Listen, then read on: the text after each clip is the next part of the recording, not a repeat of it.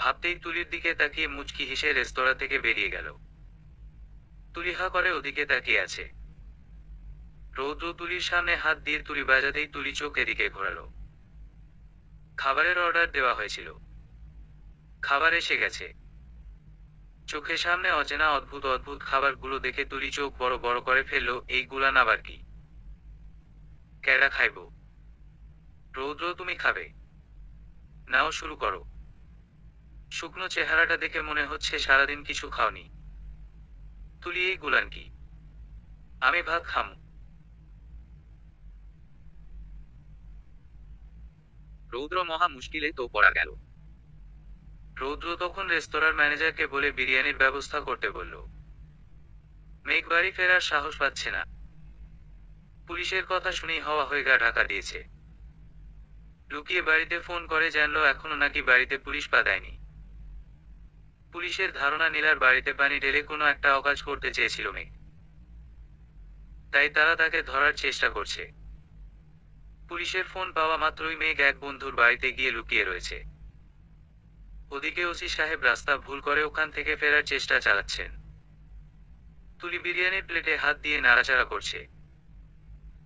নাড়তে নাড়তে খাবারগুলো প্লেটের চারিদিকে ছড়িয়ে দিয়ে মাঝখানের জায়গাটুকু ফাঁকা করলো।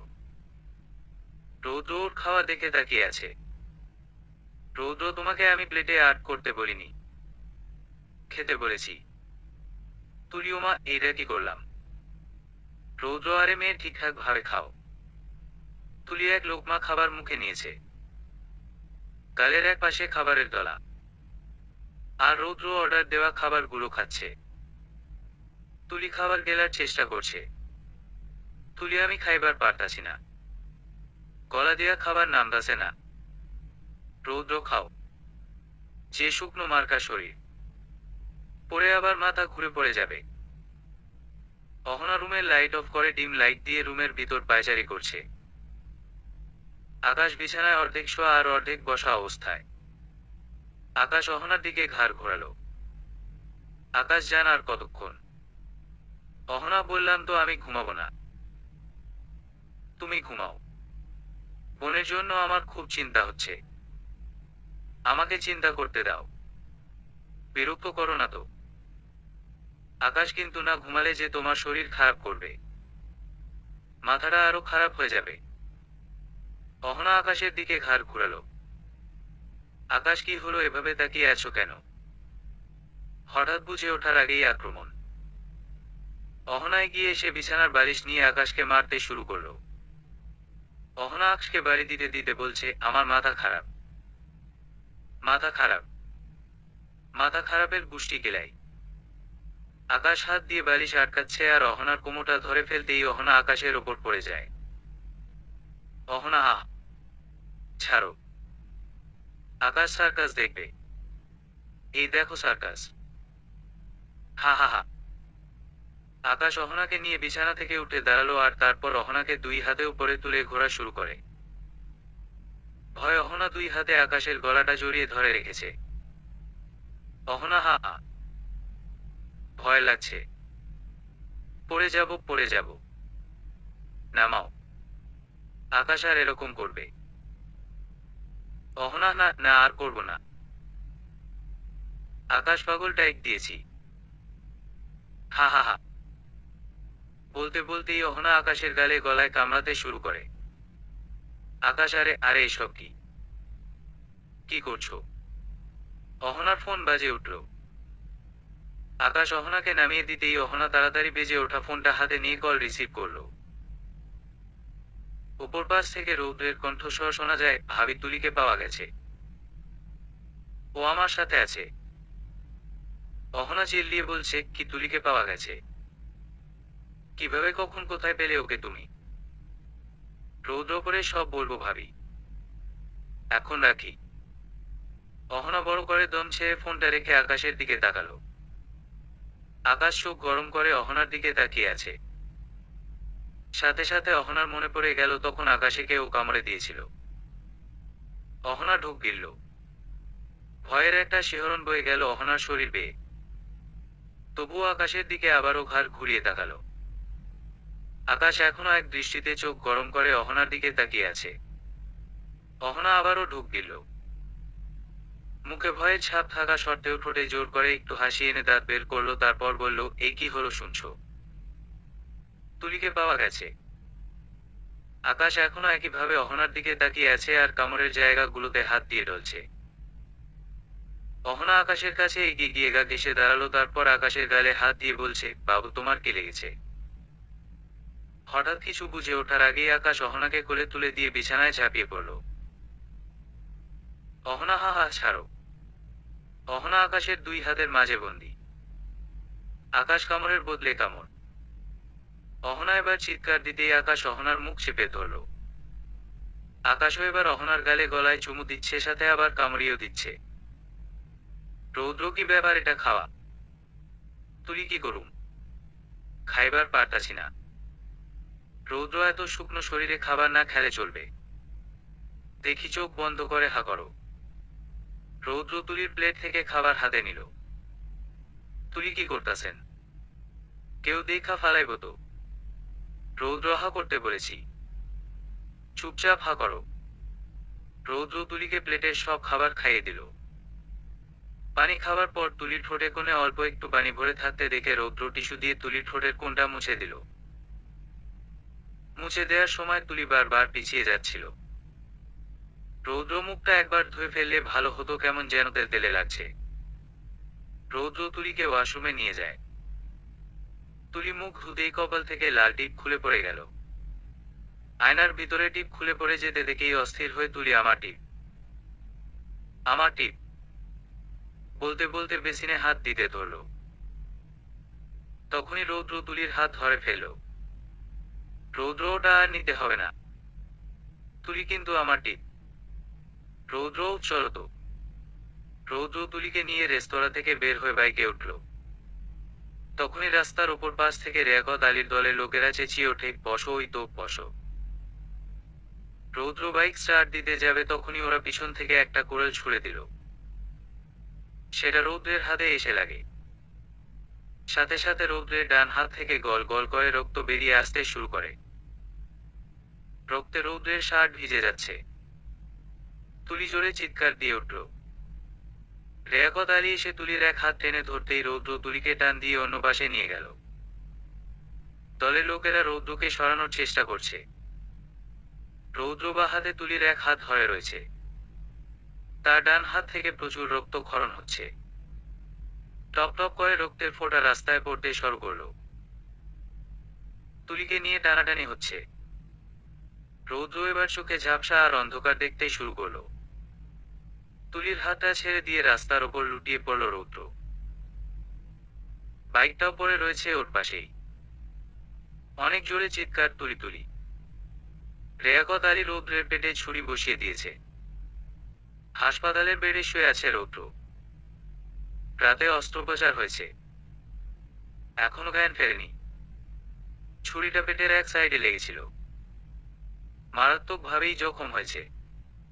ডান হাতের বাহুতেও অনেকখানি ক্ষতবিক্ষত। তৎক্ষণাৎ সময়মত হাসপাতালে নিয়ে আসা হয়েছে বলেই বাঁচানো সম্ভব হয়েছে। প্রচুর রক্তক্ষরণ হচ্ছিল।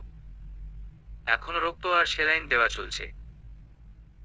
রৌদ্র জখম হয়ে রাস্তার ওপর পড়ে যাওয়ার পর মেঘকে ধরতে আসা ওই ওসি সাহেবই সেখান দিয়ে গাড়ি নিয়ে ফিরছিলেন। প্রেমনগর যাওয়ার রাস্তা ভুল করে উনি উল্টো দিকে চলে গিয়েছিলেন। সেখান থেকে আবার পথ হারিয়ে কোথায় কোথায় চলে গিয়েছিলেন উনি নিজেও জানেন না। সেখান থেকে ফেরার পথে রেস্তোরাঁর এক পাশে কিছু লোকের জটলা দেখতে পেলেন। একটি অল্পবয়সী মেয়েকে নিয়ে টানাটানি চলছে। রাস্তার উপর একটি ছেলে পড়ে আছে। লোকগুলোর হাতে বিভিন্ন ধারালো অস্ত্র। অবস্থা বেগতিক দেখে গাড়ি থেকে নেমে গুলি চালালেন। তার সাথে থাকা সাব ইন্সপেক্টর সহ দৌড়ে গিয়ে লোকগুলোকে আটক করলেন। রেয়াকত আলীকে দেখে ওসির সন্দেহ হলো। একবার কিছু চোরাই মাল পাচার করার জন্য এটাকে আটক করা হয়েছিল। থানা থেকে আরো পুলিশ এসে সবগুলোকে অস্ত্রসহ ধরে নিয়ে যাওয়া হয়। ওসি সাহেব মেয়েটাকে নিয়ে মারাত্মকভাবে আহত হওয়া ছেলেটাকে নিয়ে দ্রুত সেখানকার একটা হাসপাতালে ভর্তি করলেন। মেয়েটাকে জবানবন্দির জন্য কিছু জিজ্ঞাসাবাদ করা হলে মেয়েটা কিছুই বলতে পারেনি। কাঁদতে কাঁদতে সেও এক সময় চেতনা হারায়। তাকেও হাসপাতালের একটা বেডে ভর্তি করে স্যালাইন দেওয়া হয়। তারপর ভোরের দিকে ওর জ্ঞান ফেরে। রাতেই ওসি সাহেব আহত ছেলেটার বাড়ির লোকজনের খোঁজ করছিলেন। এক পর্যায়ে ছেলেটির বাড়ির লোকের খোঁজ মিলল। খবর পাওয়া মাত্রই রৌদ্রের বাবা আফতাব চৌধুরী, চাচা আজগর চৌধুরী এবং বড় ভাই আকাশ চৌধুরী সেই হাসপাতালে ছুটে যায়। আর সকাল হতে না হতেই রৌদ্রের মা মনিরা বেগম সহ বাড়ির বাকি সদস্যরা হাসপাতালে এসে ভিড় জমিয়েছে। সবাই অপেক্ষা করছে রৌদ্রের জ্ঞান ফেরার। ছোট ভাইয়ের এই অবস্থার কথা শুনে মেঘও হাসপাতালে চলে আসে। মেঘকে দেখা মাত্রই মনিরা বেগম চেঁচিয়ে উঠলেন, কোথায় কোথায় ছিলি এই 2 দিন? একজন মারামারি করে হাসপাতালে পড়ে আছে, আরেকটার 2 দিন থেকে কোনো খোঁজ নেই। আকাশের বাবা, আমি তোমার ছেলেদের নিয়ে আমি আর পারছি না, আমার মরণ দেও। আফতাব চৌধুরী, এসব তুমি কি বলছো? চুপ করো। আহা, ছেলেকে তো আগেই সুস্থ হতে দাও। মনিরা বেগম কাঁদতে কাঁদতে বলছেন, এই তোমার জন্যই সব হয়েছে। ছেলেদের মাথায় তুলে ফেলেছ। আজ ওর যদি কিছু হয়ে যেত, কি করতাম আমি? মনিরা বেগম হাউমাউ করে কাঁদতে শুরু করেন। মেঘ, মা মা চুপ করো, রৌদ্র ঠিক হয়ে যাবে। আফতাব চৌধুরী, আহা, এত কাঁদলে অসুস্থ হয়ে যাবে তো তুমি। ওসি সাহেব এসেছেন। তিনি এদিকে এগিয়ে এসে বলছেন, আপনি আফতাব চৌধুরী? আফতাব চৌধুরী, জি হ্যাঁ বলুন। ওসি সাহেব, আপনার ছেলে রৌদ্র চৌধুরী কাল রাতে মারামারি করেছিল। সময় মতো আমি সেখানে ছিলাম বলেই ওকে বাঁচানো হয়েছে। আফতাব চৌধুরী, আপনাকে ধন্যবাদ দেবার ভাষা আমার নেই ওসি সাহেব। ওসি সাহেব তখনই বললেন, ঘটনাটা কাকতালীয়। আমি যাচ্ছিলাম আপনার বাড়িতেই। আপনার আরেক ছেলে মেঘ চৌধুরীকে ধরে হাজতে ভরতে। এই কথা শোনার সাথে মনিরা বেগম আহাজারি করতে শুরু করলেন, এই দিন দেখার বাকি ছিল আমার। তার আগে আল্লাহ আমাকে তুলে নিল না কেন? এক ছেলে মারামারি করে রাস্তায় পড়ে থাকছে, আর আরেক ছেলে যাচ্ছে হাজতে। হায় আল্লাহ, আল্লাহ আমাকে তুলে নেও। আফতাব চৌধুরী, আহা, তুমি থামো। মনিরা বেগম অচেতন হয়ে গেলেন। উনাকেও ধরে একটি কেবিনে নিয়ে গিয়ে স্যালাইন দেওয়া হলো। ওসি সাহেব আফতাব চৌধুরীর দিকে তাকিয়ে বললেন, মেঘ চৌধুরীর কেস অবশ্য এখন ডিসমিস, তবে আপনার পুত্রদের একটু সাবধানে রাখবেন। দে আর ভেরি ডেঞ্জারাস। একজনকে ধরতে এসে দেখি আরেকজন মারামারি করে পড়ে আছে, হাউ ডেঞ্জারাস। তুলি ফুপিয়ে ফুপিয়ে কাঁদছে। অহনা পেশে থেকে দাঁড়িয়ে চোখ মুছে দিয়ে চুলগুলো নেড়ে দিচ্ছে।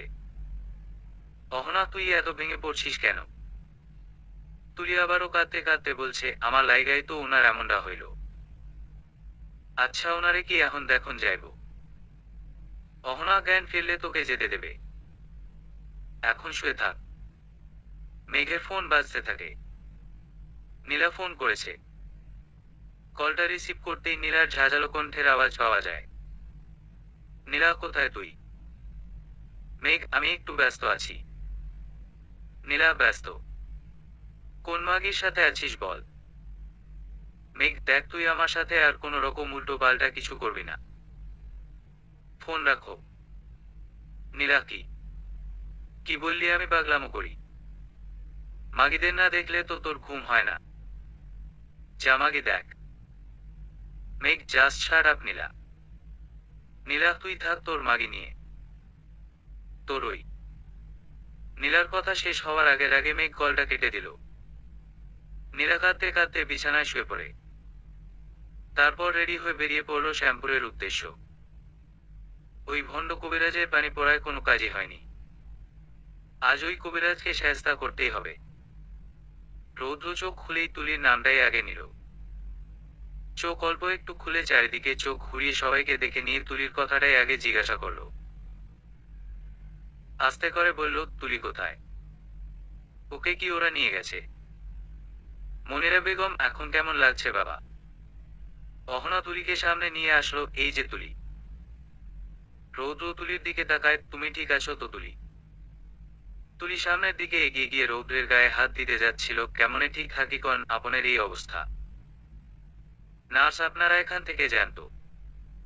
এখানে এতজন ভিড় করেছেন কেন? যান, বাহিরে যান।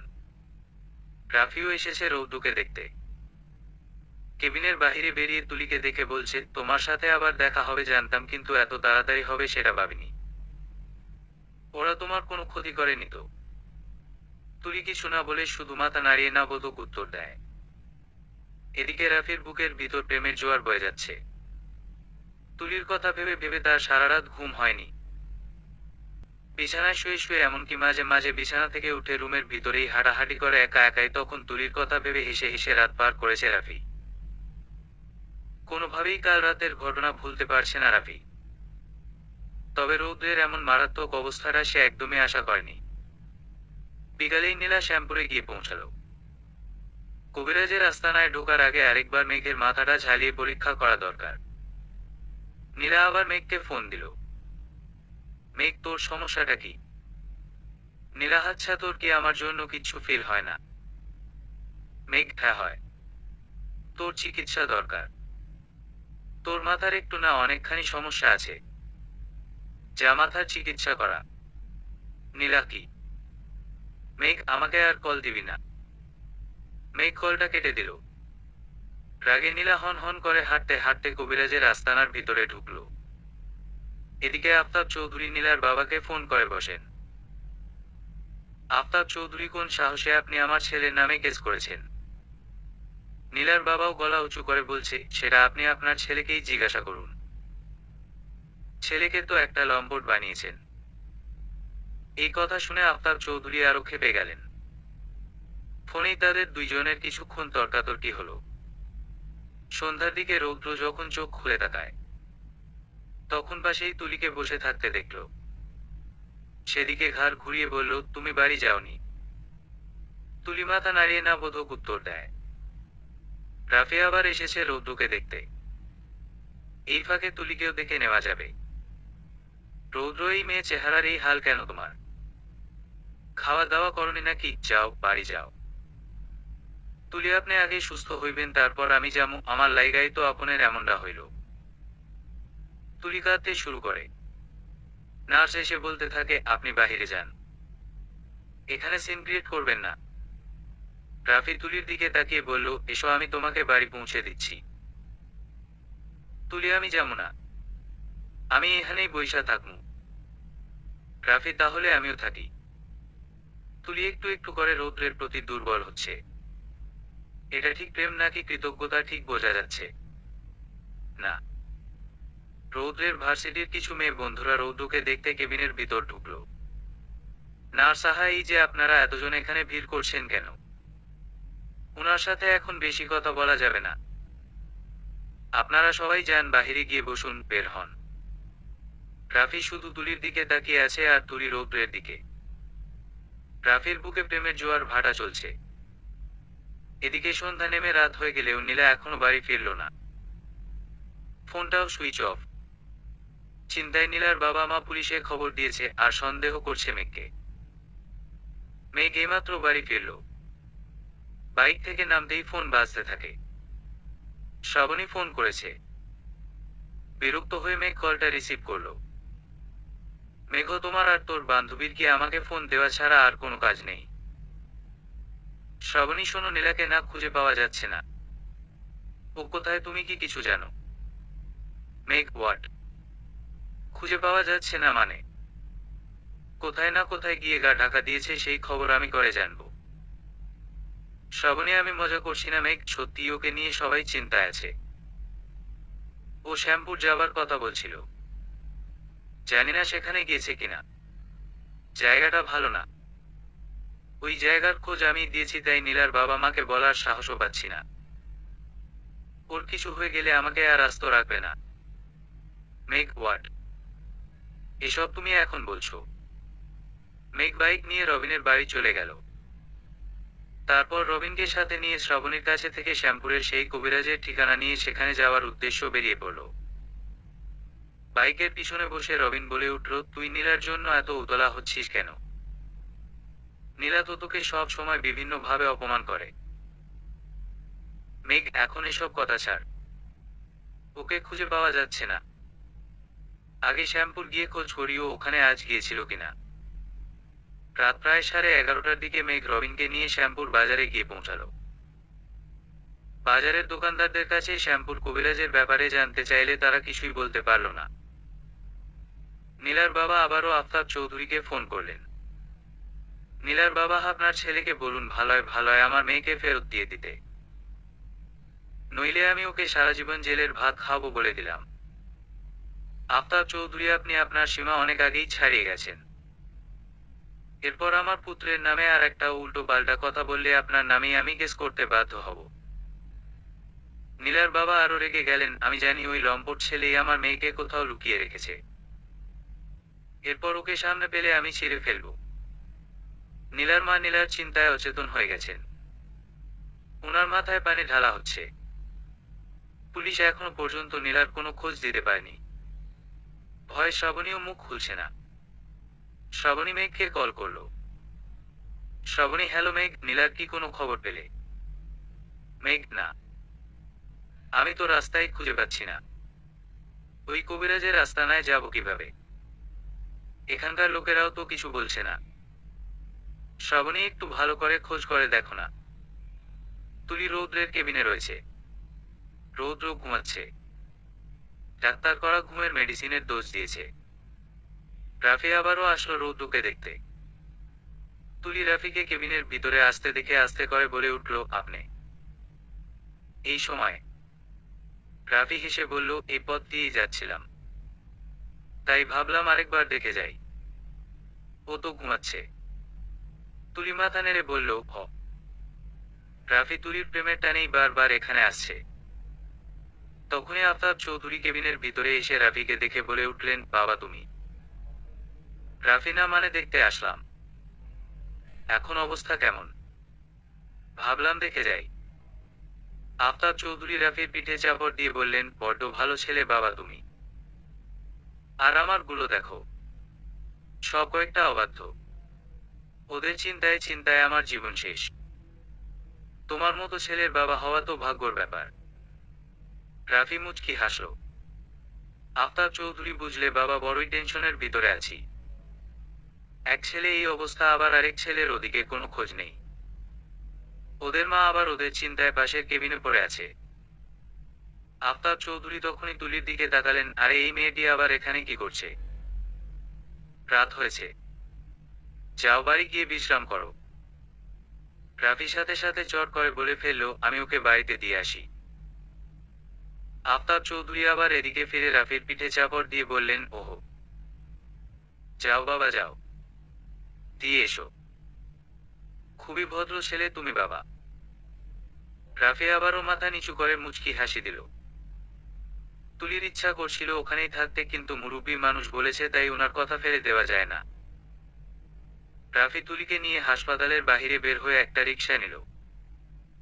রাফি রিকশায় উঠে বসে আর তুলিকে দাঁড়িয়ে থাকতে দেখে বলল, দাঁড়িয়ে আছো কেন, উঠে এসো।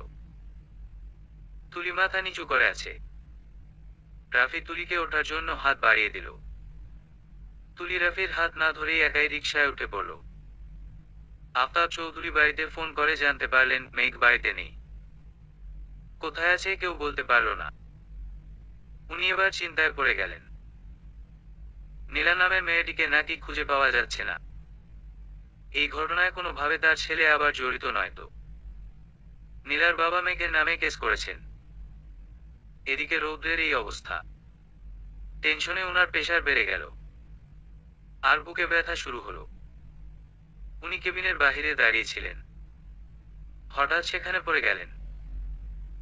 পাশেই শাশুড়ি মনিরা বেগমের কেবিন থেকে বের হতেই অহনা শ্বশুরের এভাবে পড়ে যাওয়ার দৃশ্যটি দেখে দৌড়ে এগিয়ে এলো। অহনা, বাবা, বাবা আপনার কি হলো? আফতাব চৌধুরী অচেতন হয়ে গেছেন। ওনাকেও ধরে একটি কেবিনে ভর্তি করা হয়। অহনা হাসপাতালের করিডোরে পায়চারি করছে আর একা একাই বলে যাচ্ছে, কি একটা বাড়িতে আমার বিয়ে হলো, শ্বশুর শাশুড়ি দেবর বাড়ির সকলেই হাসপাতালে ভর্তি। আর আমার স্বামী, উনি আছেন ওনার হাসপাতালে নাইট ডিউটি নিয়ে। কি কপাল আমার। আচ্ছা, উনি কোন রোগীর প্রেমে ট্রেমে পড়ে যায়নি তো? বাড়ির সকলে হাসপাতালে ভর্তি আর ওনার এদিকটা নিয়ে কোনো চিন্তাই নেই। অহনার মাথা গেল আওলা হয়ে। অহনা আর এক সেকেন্ডও দেরি না করে আকাশকে কল করলো। আকাশ, হ্যাঁ জান বলো। অহনা বাবা যে হাসপাতালে ভর্তি হয়েছে সেই খবর কি পেয়েছো? আকাশ কি বলো? কখন কিভাবে হলো? অহনা হ্যাঁ সত্যি করে বলো তো তুমি এখন কার সাথে আছো? আকাশ আজকে আমার নাইট ডিউটি পড়েছে জান। অহনা না। নিশ্চয়ই কোনো মেয়ের সাথে আছো তুমি। আর তাই বাড়ির কোনো খবরই তুমি রাখছো না। কেন গো আমাকে দিয়ে কি তোমার হচ্ছে না? আকাশ এসব তুমি কি বলছো জান? অহনা বলো আমি কি তোমায় সুখ দিতে পারিনি? বলো কি নেই আমার? আকাশ জান তুমি শান্ত হও। এসব উল্টো পাল্টা কথা কেন বলছো? অহনা কাঁদতে কাঁদতে চেঁচাতে থাকে শান্ত হব মানে? আমি তোমায় সব দিয়েছি আকাশ। তবু অন্য মেয়ের মধ্য কি এমন দেখলে যে আমার মধ্য নেই? কেন এমন করলে আকাশ? কেন? আমি তো সব ভুলে শুধু তোমায় ভালোবেসেছি আকাশ। কেন করলে? কেন? আকাশ জান। ভয় আকাশ এখন ঘামতে শুরু করেছে। এই বুঝি অহনার মাথা গেল খারাপ হয়ে। অহনার কথা শিথিল হয়ে আসতে থাকে কেন করলে আকাশ? কেন? আকাশ শুধু অহনার বলা এই কথাটাই বারবার শুনতে পাচ্ছে। তারপর হঠাৎ একটা শব্দের আওয়াজ পাওয়া যায়। ব্যাস অহনার আর কোনো কথা এবং সারা শব্দ কিছুই শোনা যাচ্ছে না। আকাশ হ্যালো হ্যালো। অহনা। জান। কি হলো তোমার? অহনা চিল্লাচিল্লি করতে করতে করিডোরেই মাথা ঘুরে পড়ে গেছে। দুইজন নার্স এই দিক দিয়েই যাওয়ার সময় অহনাকে পড়ে থাকতে দেখে ওকে ধরে একটি কেবিনে নিয়ে গিয়ে ভর্তি করালো। নার্সগুলো একজন আরেকজনকে বলছে রোগী হইল একজন আর একজন রোগী দেখতে আয়শা পরিবারের বাকি তিনজন হাসপাতালে ভর্তি হইয়া গেল। অনেক অদ্ভুত ঘটনা দেখছি কিন্তু এমন আজব ঘটনা আগে কখনো দেখি নাই। মনিরা বেগমের জ্ঞান ফিরেছে। জ্ঞান ফিরেই উনি শুনতে পেলেন ওনার স্বামী এবং ছেলের বউ অহনাও হাসপাতালে ভর্তি হয়েছে। এই খবর শোনার সাথে সাথে উনি টেনশনের চাপ সহ্য করতে না পেরে আবারও জ্ঞান হারালেন। এদিকে মেঘ আর রবিন শ্যামপুর বাজারের এক বৃদ্ধ দোকানীদের কাছে কবিরাজের আস্তানার ব্যাপারে কিছুটা জানতে পেরে ওই পথেই বাইক নিয়ে এগোতে থাকে। জায়গাটা খুব নির্জন। পিচ ঢালা রাস্তা এবং দুই পাশে ঘন জঙ্গল। নীলার জন্য মেঘের চিন্তা বেড়েই যাচ্ছে। মেয়েটার সত্যি সত্যি কোনো বিপদ হলো না তো? আর ওদিকে পুলিশ মেঘকে ধরার জন্য খুঁজে বেড়াচ্ছে। ওকে একবার ধরতে পেলেই এবার সোজা রিমান্ডে নেওয়া হবে। কাল নীলা বাবা নীলার কথা শুনে ভুল করেছেন। মেঘকে তখনই ধরে পুলিশে দেওয়া উচিত ছিল। তাহলে আজকে এই ঘটনা হয়তো ঘটতো না। নীলার নিখোঁজ হওয়ার ব্যাপারে উনি পুরোপুরি মেঘকে দোষী গেছেন। অহনার চিন্তায় অস্থির হয়ে আকাশ গাড়ি নিয়ে দ্রুত এই হাসপাতালে ছুটে এলো। অহনা কেবিনের ভিতরে পাগলামো শুরু করেছে। একা একাই চিল্লাচ্ছে আর জিনিসপত্র ছড়াছড়ি করছে।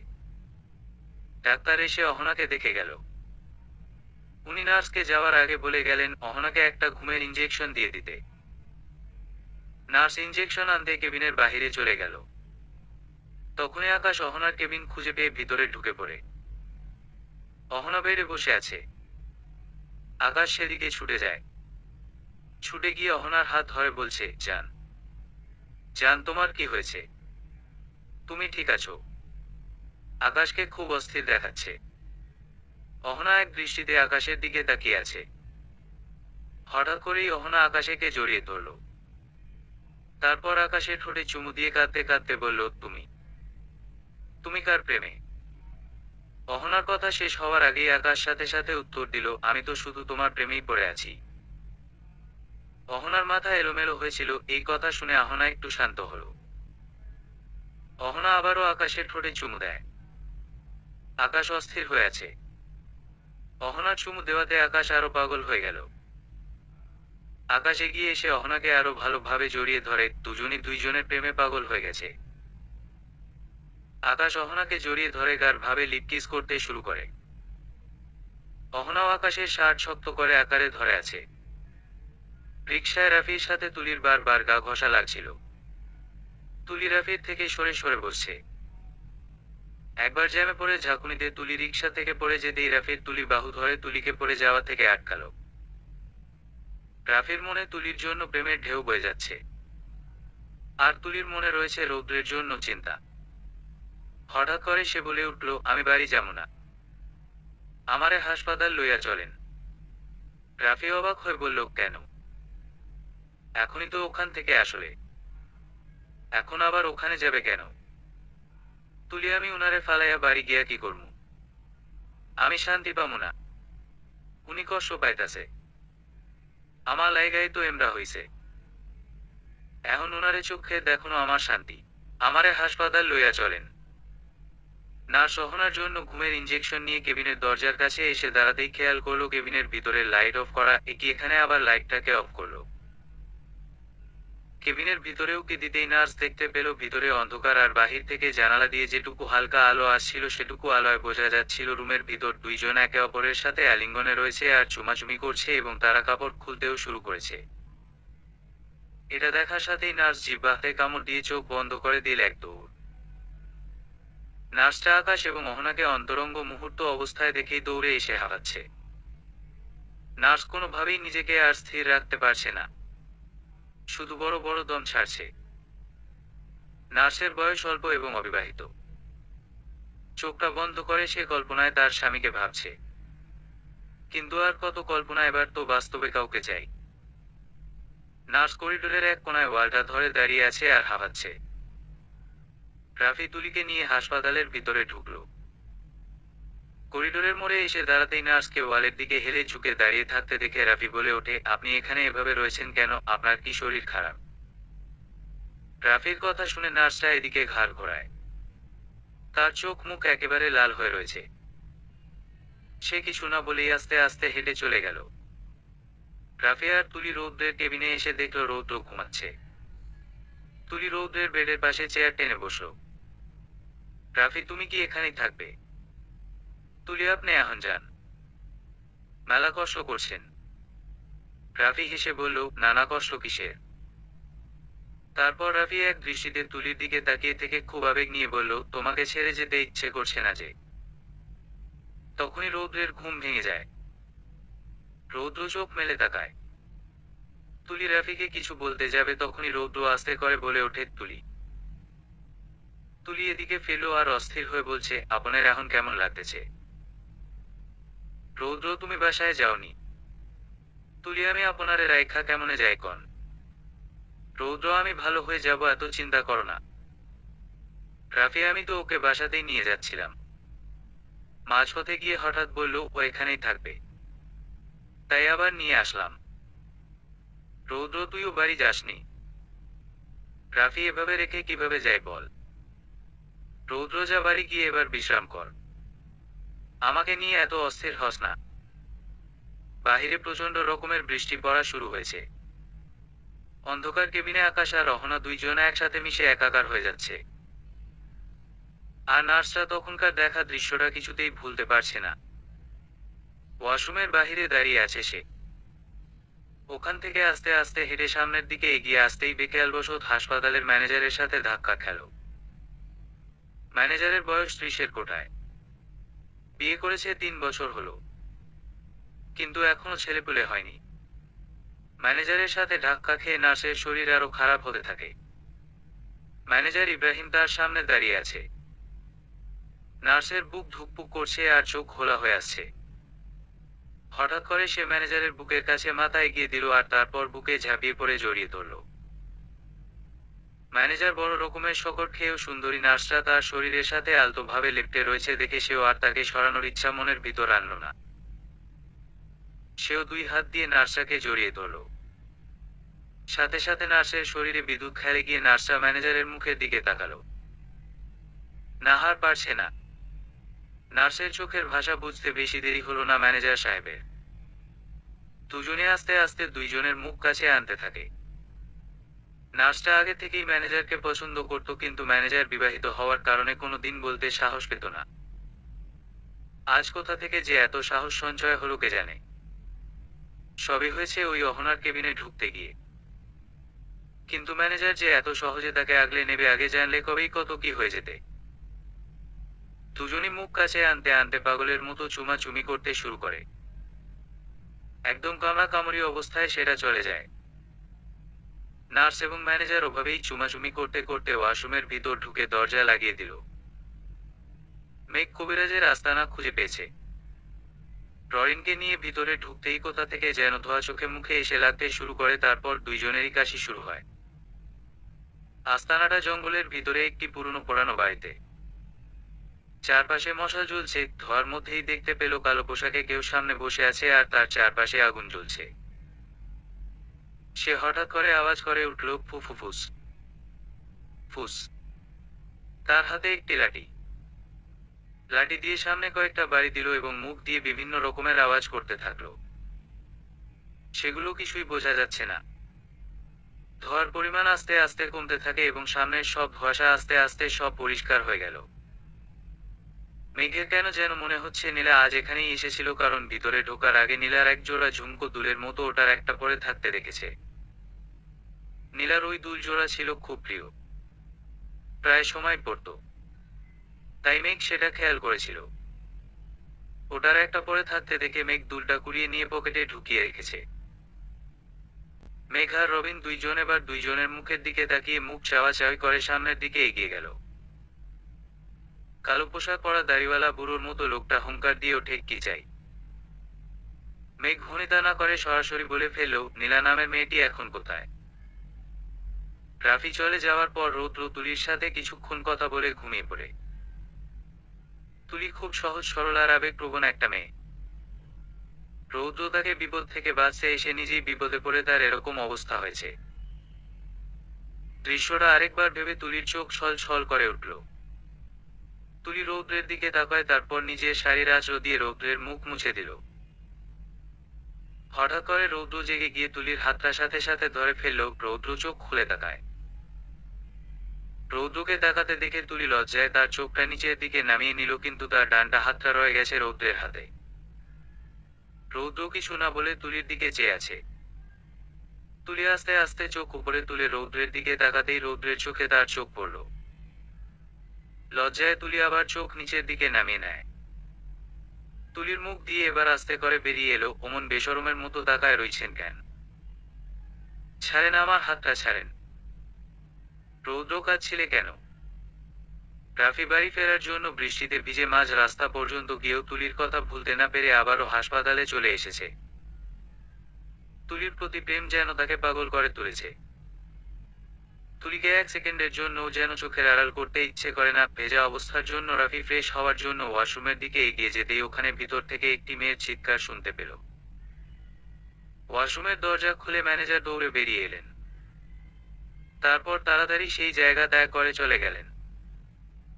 রাফি ভ্রু কুঁচকে সেদিকে চেয়ে থেকে ভেজা অবস্থাতেই ওয়াশরুমের দিকে এগিয়ে গেল।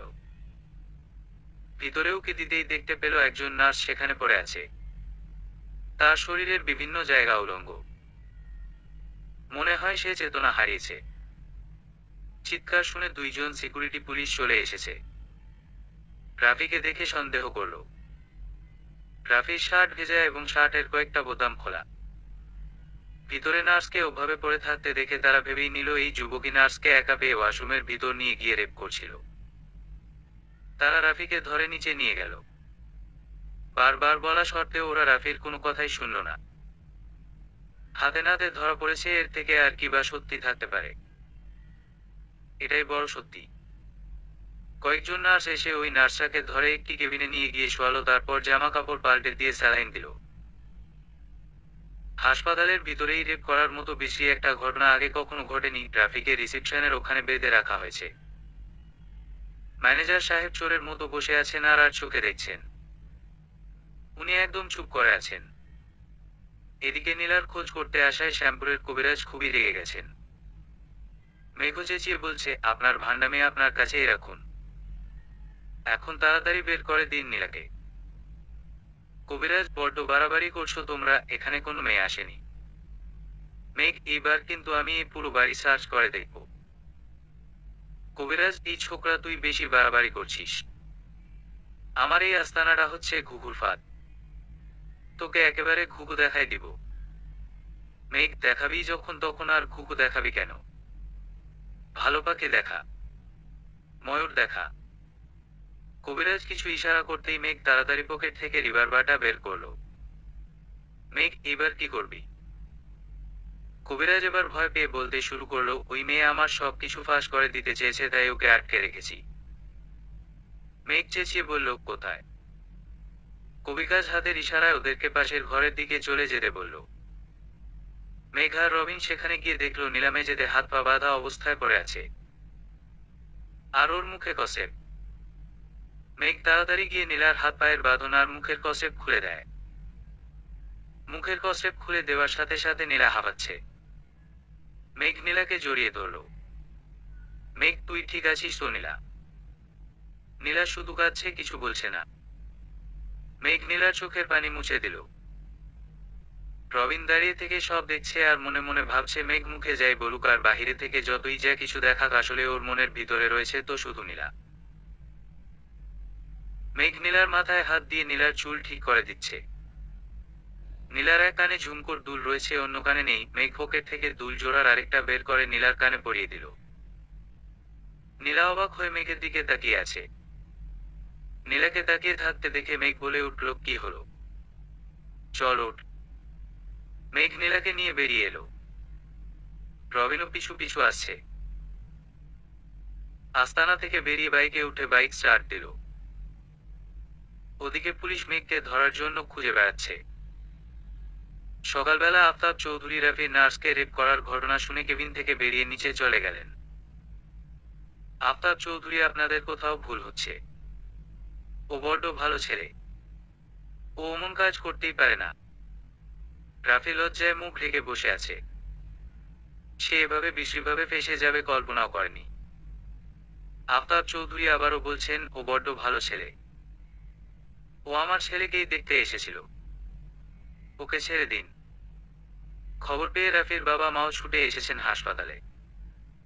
রাফির মা এসে আহাজারি করতে শুরু করলেন, বাবারে বাবা, এ কি করলি? বলতে বলতেই উনি অচেতন হয়ে গেলেন। ওনাকে ধরে একটি কেবিনে নিয়ে গিয়ে ভর্তি করানো হলো। রাফির বাবারও বুকটা ধড়ফড় করছে। একদিকে রাফির মা অসুস্থ হয়ে গেছে আর আরেকদিকে রাফি। রাফি বারবার বলছে সে এই কাজ করেনি, কিন্তু পুলিশ তার কোনো কথাই শুনছে না।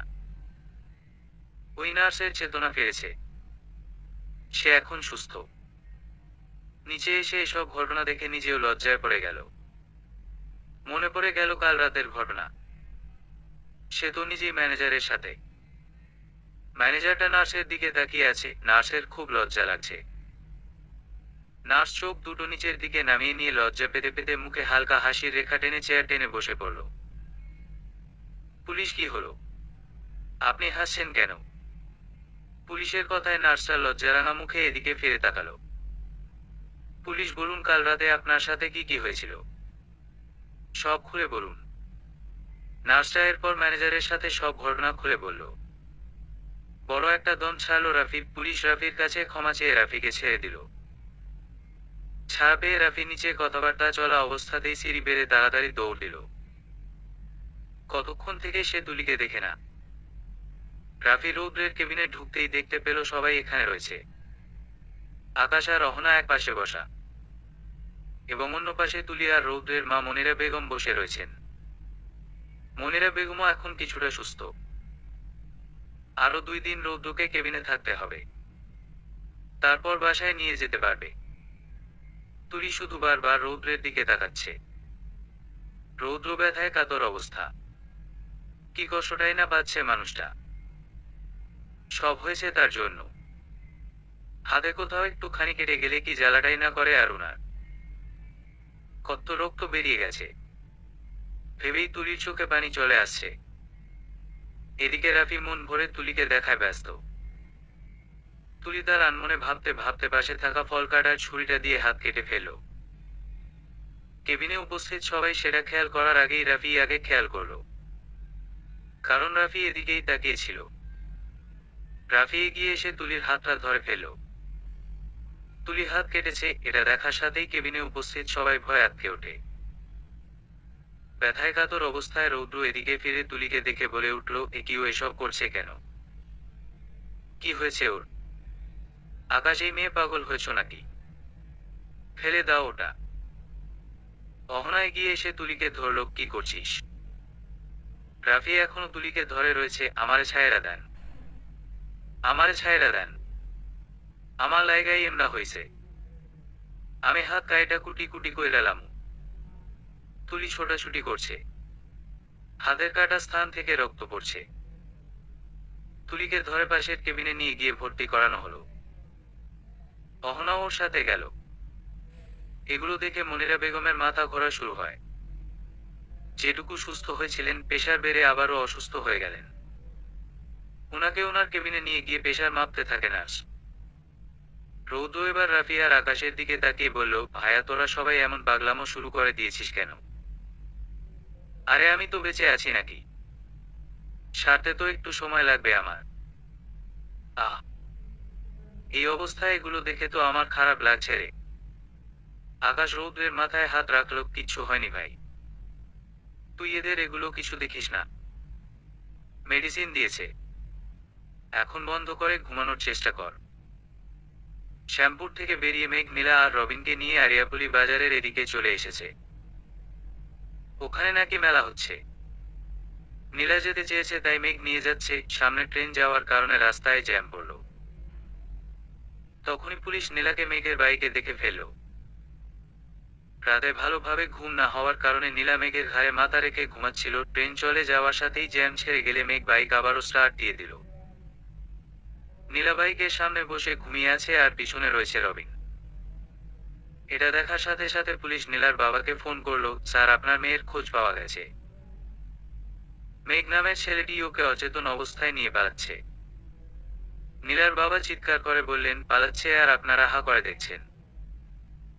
ধরুন ওদের। পুলিশ রাস্তায় জ্যাম পড়েছিল আর জ্যাম ছাড়তেই বাইক নিয়ে চম্পট দিয়েছে। নীলা বাবা তো এখনো হা করে চেয়ে আছেন কেন?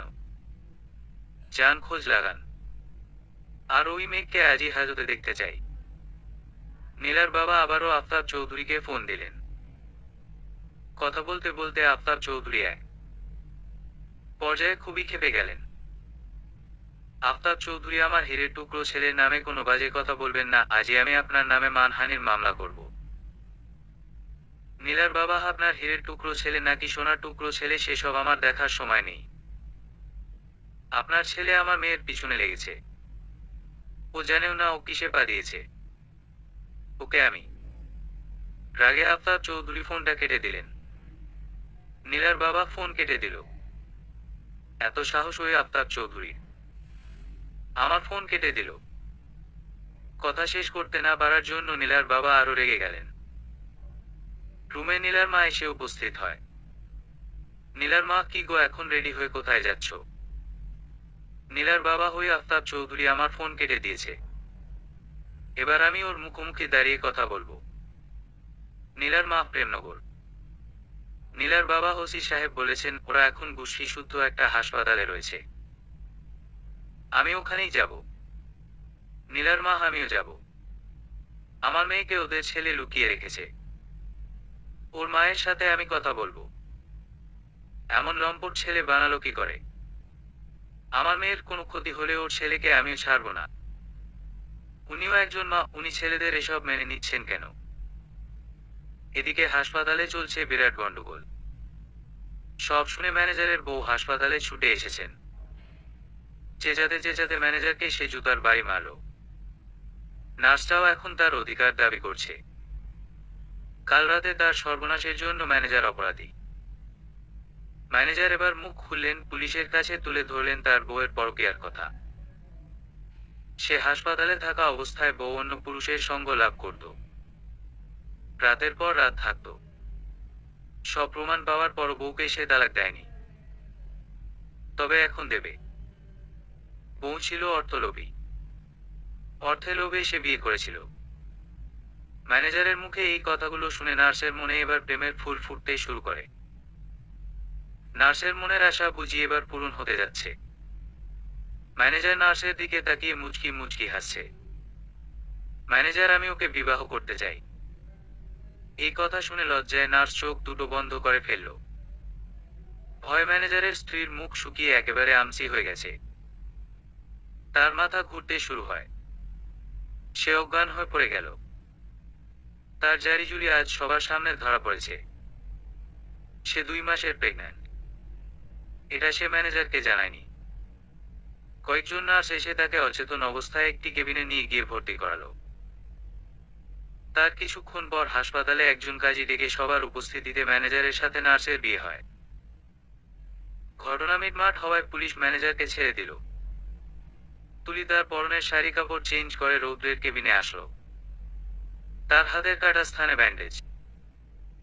কেবিনে ঢুকতেই দেখতে পেল ছোট ছোট জামা কাপড় পরা কিছু সুন্দরী মেয়েরা রৌদ্রের বেডের চারপাশে ঘিরে রয়েছে। এরা সবাই রৌদ্রের ক্লাসমেট। তুলি মনে মনে বলছে, মায়াগুলার লজ্জা শরম নাই, ওড়না পরে নাই, দুধগুলান দেখা যাইতাছে, ছি ছি, আবার হাঁটু বাইর করা, কাপড় পিন্দে নাই, ছি ছি।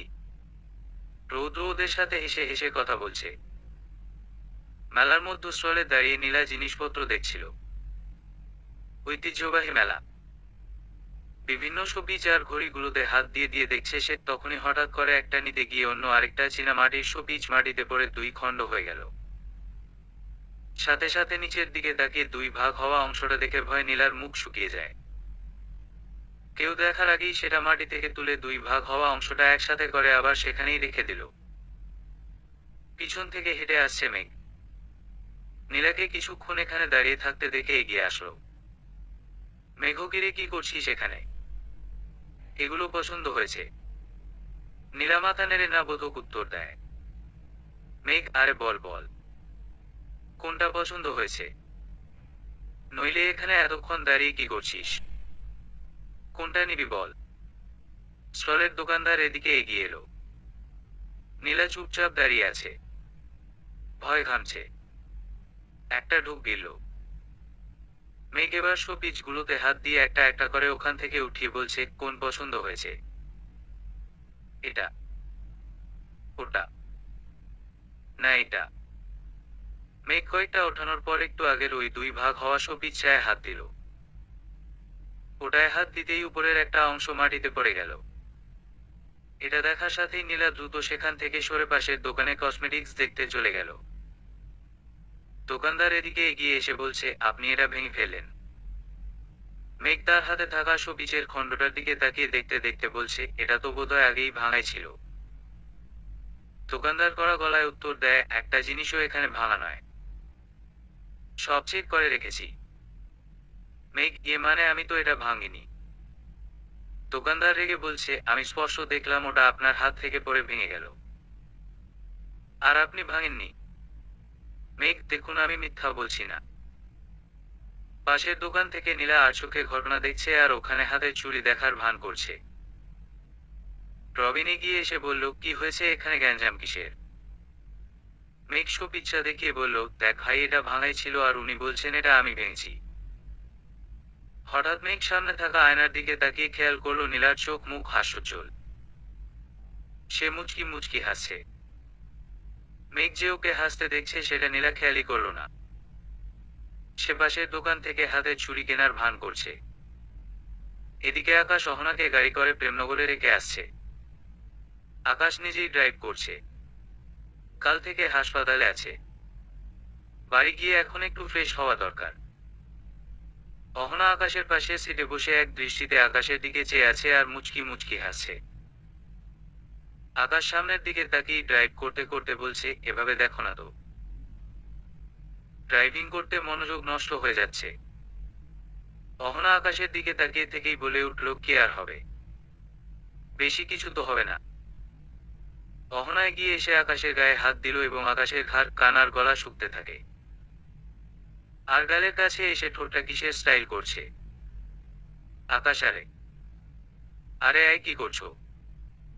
থামো। আকাশ তাড়াতাড়ি গাড়িটা ব্রেক করে থামিয়ে দেয়। গাড়ি থামিয়ে আকাশ অহনার হাতটা ধরে ফেলল। আকাশ, এসব কি করছিলে? অহনা কিছু না বলে এক দৃষ্টিতে আকাশের চোখের দিকে তাকিয়ে আছে। আকাশেরও অহনার মুখের দিকে তাকিয়ে দৃষ্টিভ্রম হয়ে গেল। আস্তে আস্তে আকাশ অহনার ঠোঁটের কাছে চলে গেল। তারপর আকাশের ঠোঁট ডুবে যায় অহনার ঠোঁটে। 10 মিনিট থেকে রাস্তায় গাড়ি লম্বা সিরিয়ালে জ্যাম পড়ে গেছে। সামনে একটা কালো গাড়ি সেই কতক্ষণ থেকে দাঁড়িয়েছে আর সরে যাবার নাম নেই। আফতাব চৌধুরীর মুখোমুখি হতে নীলার বাবা মা এবং তাদের কিছু দলবল সঙ্গে নিয়ে হাসপাতালে এসে উপস্থিত হয়েছেন। হাসপাতালের সামনে বেশ কয়েকটা মাইক্রো এসে জড়ো হয়েছে। তারা দ্রুত বেগে হন হন করে হেঁটে সিঁড়ি দিয়ে উঠছে। 3 তলায় এসে আটকে গিয়ে এদিক ওদিক ছুটে ওদের কেবিন খুঁজতে থাকে। দলবলগুলো হাতে লাঠি গুলি নিয়ে পিছু পিছু আসছে। হাসপাতালে থাকা অন্যান্য রোগীরা এই দৃশ্যগুলো দেখে ভয় পেয়ে গেল। হাসপাতালের ম্যানেজার তাড়াতাড়ি পুলিশ সুপার বাহিনীকে খবর দিলেন। এদের সামলাতে 2-1টা সিকিউরিটি পুলিশে কাজ হবে না। ওরা সামলাতে গিয়ে পরে হাসপাতালে না কোনো বাজে ঘটনা ঘটে যায়। কাঙ্ক্ষিত আফতাব চৌধুরীর খোঁজ তারা পেয়েছেন। আফতাব চৌধুরীর মুখোমুখি হতে গিয়ে নীলার মা নিহারিকার এবার চোখ গেল মনিরা বেগমের দিকে। মনিরা বেগমও নিহারিকাকে দেখে উঠে দাঁড়ালেন। দুইজন দুইজনের দিকে তাকিয়ে আছেন এবং একে অপরকে সূক্ষ্মভাবে দেখে চেনার চেষ্টা করছেন। নিহারিকার চোখগুলো গোল গোল হয়ে গেছে। নিহারিকা চিল্লিয়ে বলে উঠল, মনিরা। মনিরা বেগম, নিহারিকা তুই। মনিরা বেগম ছুটে এসে নিহারিকাকে জড়িয়ে ধরলেন। দুইজনের মুখেই ছড়িয়ে পড়ছে মুক্তোর হাসি। নীলার বাবা আর আফতাব চৌধুরী একবার একে অপরের দিকে তাকালেন। তারা ঘটনার কোনো কিছুই বুঝতে না পেরে চুপচাপ দাঁড়িয়ে আছেন। মনিরা আর নিহারিকা দুইজন স্কুলের বান্ধবী। দীর্ঘ 27 বছর পর তাদের আজ আবার দেখা হলো। সেই 16 বছর বয়সে মনিরা আফতাবের প্রেমে পড়ে এবং সেই প্রেমের টানে এক পর্যায়ে ঘর ছেড়ে আসতে বাধ্য হয়। ঘটনার কিছুদিন পর নিহারিকার স্কুল পাশ হলেই নিহারিকার পরিবার নিহারিকাকে নিয়ে অন্য জায়গায় চলে যায়। পরবর্তীতে 2 বছর পর মনিরা তার নিজ শহরে এসে নিহারিকাকে আর দেখতে পায়নি এবং আর কোন যোগাযোগ করাও সম্ভব হয়নি। মনিরা যখন ক্লাস 9-এ ওঠে তখন থেকেই আফতাব মনিরার পিছু লাগে। আফতাব ছিল তখন সদ্য কলেজে ভর্তি হওয়া তরুণ। মনিরা স্কুলে যাওয়া আসার পথে আফতাব রোজ দাঁড়িয়ে ওর জন্য অপেক্ষা করত। এভাবে ছিল ওদের দুজনের প্রথম দেখা হওয়া। মনিরা ঘরে এসে আফতাবের ওই মায়াবী চোখ কিছুতেই ভুলতে পারত না। আর আফতাব তো কিশোরী মনিরার ওই মিষ্টি চেহারায় বাধা পড়েই গেছে। এরই মধ্যে মনিরা ক্লাস 10-এ উঠে গেল। এরপর একদিন হুট করে শুরু হয়ে যায় চিঠি দেয়া নেয়া। রোজ রোজ চিঠির আশা করত মনিরা। একদিন চিঠি না পেলে মন খারাপ থাকত। ওই রাতে আর ঘুম হতো না। এভাবে মনিরাও আস্তে আস্তে আফতাবের প্রতি দুর্বল হতে থাকে। দুজনই দুইজনের প্রেমে পড়ে গেছে। এটা ছিল দুইজনের জীবনের প্রথম প্রেম, আর মনিরার বয়স ছিল খুবই অল্প। মনিরার 16 এবং আফতাবের 19 বছর চলছিল তখন। শুরু হয়ে গেল তাদের রঙিন দিন। সেই মিষ্টি প্রেমের সাক্ষী নিহারিকা নিজেও ছিল। মনিরার চিঠি দেয়া নেয়া এবং স্কুল ফাঁকি দিয়ে প্রেমিকের সাথে ঘুরতে যাওয়া সবই নিহারিকা জানত। এমনকি মনিরা বাহিরে বের হতে না পারলে ওর প্রেমিকের চিঠি পর্যন্ত নিহারিকা নিজ হাতে বহন করেছিল। প্রেম এতটাই গভীর হয়ে গিয়েছিল যে মনিরা নিজেকে সামাল দিতে পারল না, ধরা পড়ে গেল পরিবারের কাছে। পড়ার টেবিল, বিছানা আর বই খাতার মধ্যে গাদা গাদা অনেক চিঠি পাওয়া গেল। মনিরার বাবা মনিরাকে কয়েকটা চর বসিয়ে দিলেন। স্কুল ফাঁকি দিয়ে ঘুরতে যাওয়ার ঘটনাতেও ধরা পড়ে গিয়েছিল মনিরা। মনিরার পরিবার সিদ্ধান্ত নেয় মনিরার স্কুল পাশের পর মনিরাকে নিয়ে অন্য কোথাও চলে যাবে, কিন্তু এরই মধ্যে ঘটে যায় আরেক বিপদ। ঘটনা জানাজানি হওয়ার পর দুইজনের আবেগ আরো বেড়ে যায়। প্রায় লুকিয়ে দেখা করার সময় মনিরা এসে আফতাবকে জড়িয়ে ধরে কাঁদত। দুজনই দুজনকে হারানোর কথা কল্পনাতেও আনতে পারত না। লুকিয়ে লুকিয়ে খুবই গভীরভাবে দুজনের মেশামেশা শুরু হলো, আর আবেগে দুজনই দুজনের কাছে সঁপে দিল। এভাবেই 2 মাস চলল তাদের গোপন প্রণয়। মনিরাকে মারধর করার পর মনিরা বলেছিল সে আর আফতাবের সাথে কোনোরকম যোগাযোগ রাখবে না, কিন্তু তাই কি হয়, তার প্রাণ হারাতে হবে যে তাকে। একদিন আফতাবকে দেখতে না পেলে সে পাগলের মতো হয়ে যেত। হঠাৎ মনিরা একদিন ক্লাসে মাথা ঘুরে পড়ে যায়। আর কয়েকদিন থেকেই সব সময় বমি বমি ভাব আসছে। ভালোভাবে কিছু খেতেও পারছে না আর বমি করছে। মাথা ঘুরে পড়ে যাওয়ার পর স্কুলের ম্যাডাম একজন মহিলা ডাক্তারকে স্কুলে আসতে বলল। উনি মনিরাকে দেখে আটকে উঠলেন। সঙ্গে সঙ্গে একটি টেস্ট করালেন। মনিরা সন্তান সম্ভাবনা। স্কুলের ম্যাডামও এটা শুনে ভিমড়ি খেয়ে গেলেন। ভয়ে মনিরা ওই দিন আর বাসায় না ফেরার সিদ্ধান্ত নেয়। এটা বাসায় জানলে ওকে আজ মেরাই ফেলবে, তাই বাড়ি না ফিরে স্কুল থেকেই মনিরা সোজা আফতাবের কাছে চলে গেল। সব শুনে আফতাবের মাথায় আকাশ ভেঙে পড়ে। ভয়ে মনিরা খুবই কান্নাকাটি করতে শুরু করে দিয়েছে। আফতাবও এখন ছাত্র অবস্থায়, সবে কলেজের 1 বছর পার হলো। এখনই নিজের বাড়িতে বিয়ের কথা জানানোর সাহস তারও যে নেই। বাবা মা এই কথা জানতে পারলে তাকেও চর মেরে বাড়ি থেকে বের করে দেবে নিশ্চিত। সিদ্ধান্ত নিল আফতাবও আজ বাড়ি ফিরবে না। ছোট কিশোরী মনিরা তার বড় ছেলে আকাশকে পেটে নিয়ে ওই দিনই প্রেমিক আফতাবের হাত ধরে ওই শহর ছেড়ে পালিয়ে এলো। নতুন শহরে পালিয়ে এসে আফতাব তার এক বন্ধুর সাথে যোগাযোগ করে। ঘটনার সবকিছু খুলে বলার পর সে এবং আরো কয়েকজন বন্ধু মিলে ওদের বিয়ের ব্যবস্থা করলো। সেই রাতেই বিয়ে হয় মনিরা আর আফতাবের, এবং আপাতত ওরা বন্ধুর বাড়িতে গিয়েই উঠল। সবাই সেখানে ঘর বাড়ি সুন্দর করে সাজায় এবং বাসর ঘরের ব্যবস্থাও করলো। কিশোরী মনিরার কাছে এখন সবকিছু রঙিন রঙিন লাগছে। সে তার ভালোবাসার মানুষের সাথে পালিয়ে এসে ভালোই করেছে। কিছুদিন পর আফতাব বন্ধুদের সহায়তায় সেখানে ছোট একটি ব্যবসা শুরু করলো এবং পাশাপাশি পড়াশোনাটাও চালালো। এরপর কিছু টাকা হলে ছোট্ট একটি বাসা ভাড়া করে বন্ধুর বাড়ি থেকে দুজন সোজা সেই ভাড়া বাসায় গিয়ে উঠল। তখন থেকেই শুরু হলো এই প্রেমনগরে তাদের সাজানো ছোট্ট সংসার। সেখানেই জন্ম নিল তাদের আদরের সন্তান বড় ছেলে আকাশ। আকাশের বয়স 1 বছরের কাছাকাছি আসতেই মনিরা আর আফতাব নিজেদের শহরে গিয়ে বাবা মায়ের সামনে উপস্থিত হয় এবং তাদের ভুলের জন্য ক্ষমা চায়। ছেলে মেয়ে নিখোঁজ হওয়ার কারণে দুইজনের পরিবারই এতদিন ছিল পাগলপ্রায়, তাই ওদের ফিরে পেয়ে সবকিছু মেনে নিয়ে দুই পরিবারই ওদের বুকে জড়িয়ে নেয়। এরপর মনিরা আর আফতাব তাদের সন্তান আকাশকে নিয়ে প্রেমনগরে ফিরে আসে ওদের এতদিনের সাজানো ছোট্ট সংসারে। ধীরে ধীরে মনিরা এবং তার সন্তানও বড় হতে থাকে এবং আফতাবও পড়াশোনা শেষ করে প্রতিষ্ঠিত হতে শুরু করেছে। সবকিছুই সম্ভব হয়েছে দুইজনের প্রতি প্রেম আর সহযোগিতায়। এরই মধ্যে জন্ম নিল ওদের মেজ ছেলে মেঘ। আফতাবের সুনামে এখন বেশ খুশি মনিরার পরিবার। আফতাবের পরিবারও মনিরাকে বউ হিসেবে পুরোপুরি মেনে নিয়েছে। বিখ্যাত বড় বিজনেসম্যান আফতাব চৌধুরীর সুনাম এখন চারিদিকে। আফতাব প্রেমনগরী নিজস্ব অনেক জায়গা জমি কিনে ফেলেছে, বিশাল বড় বাড়িও করে ফেলল। আফতাব তার স্ত্রী মনিরা এবং দুই পুত্রকে নিয়ে সেখানে গিয়ে উঠল। নতুন বাড়িতে উঠেই আরো একটি সুখবর এলো। মনিরা আবারও মা হতে যাচ্ছে। কিছুদিন পর নতুন চৌধুরী মহলেই জন্ম নিল ওদের ছোট ছেলে রৌদ্র। তখন থেকেই চলতে থাকে প্রেমনগরের এই চৌধুরী মহল। ধীরে ধীরে বাড়তে থাকে সব এবং বড় হয় ছেলেরাও। আজ এতগুলো বছর পর আবার সেই ছোট্ট মনিরার সাথে এভাবে দেখা হয়ে যাবে ভাবতেই পারেনি নিহারিকা।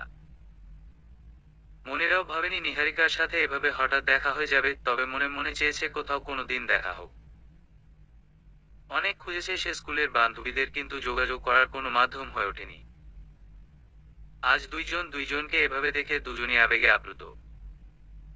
কে জানতো এই আফতাব চৌধুরী আসলে সেই আফতাব যে ছিল মনিরার জীবনের স্কুলের প্রেমিক, যার সাথে মনিরা পালিয়ে গিয়েছিল। এদিকে তুলি রৌদ্রের কেবিনে বসে খুবই বিরক্ত বোধ করছে, কেননা সেখানে একের পর এক সুন্দরী মেয়েরা এসে ভিড় জমাচ্ছে।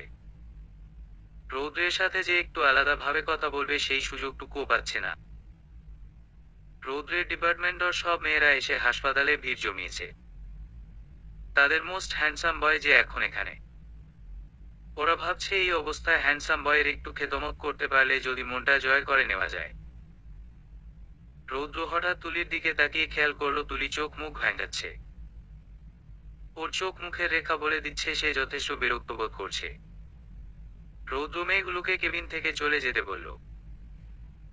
রৌদ্রের সুন্দরী ক্লাসমেটরা কেবিন থেকে বের হতেই রৌদ্র চোখ বুঝল। তুলিহা করে এখন রৌদ্রের মুখের দিকে চেয়ে আছে। জেগে থাকা অবস্থায় তো লজ্জায় তার দিকে ভালোভাবে চাওয়া যায় না।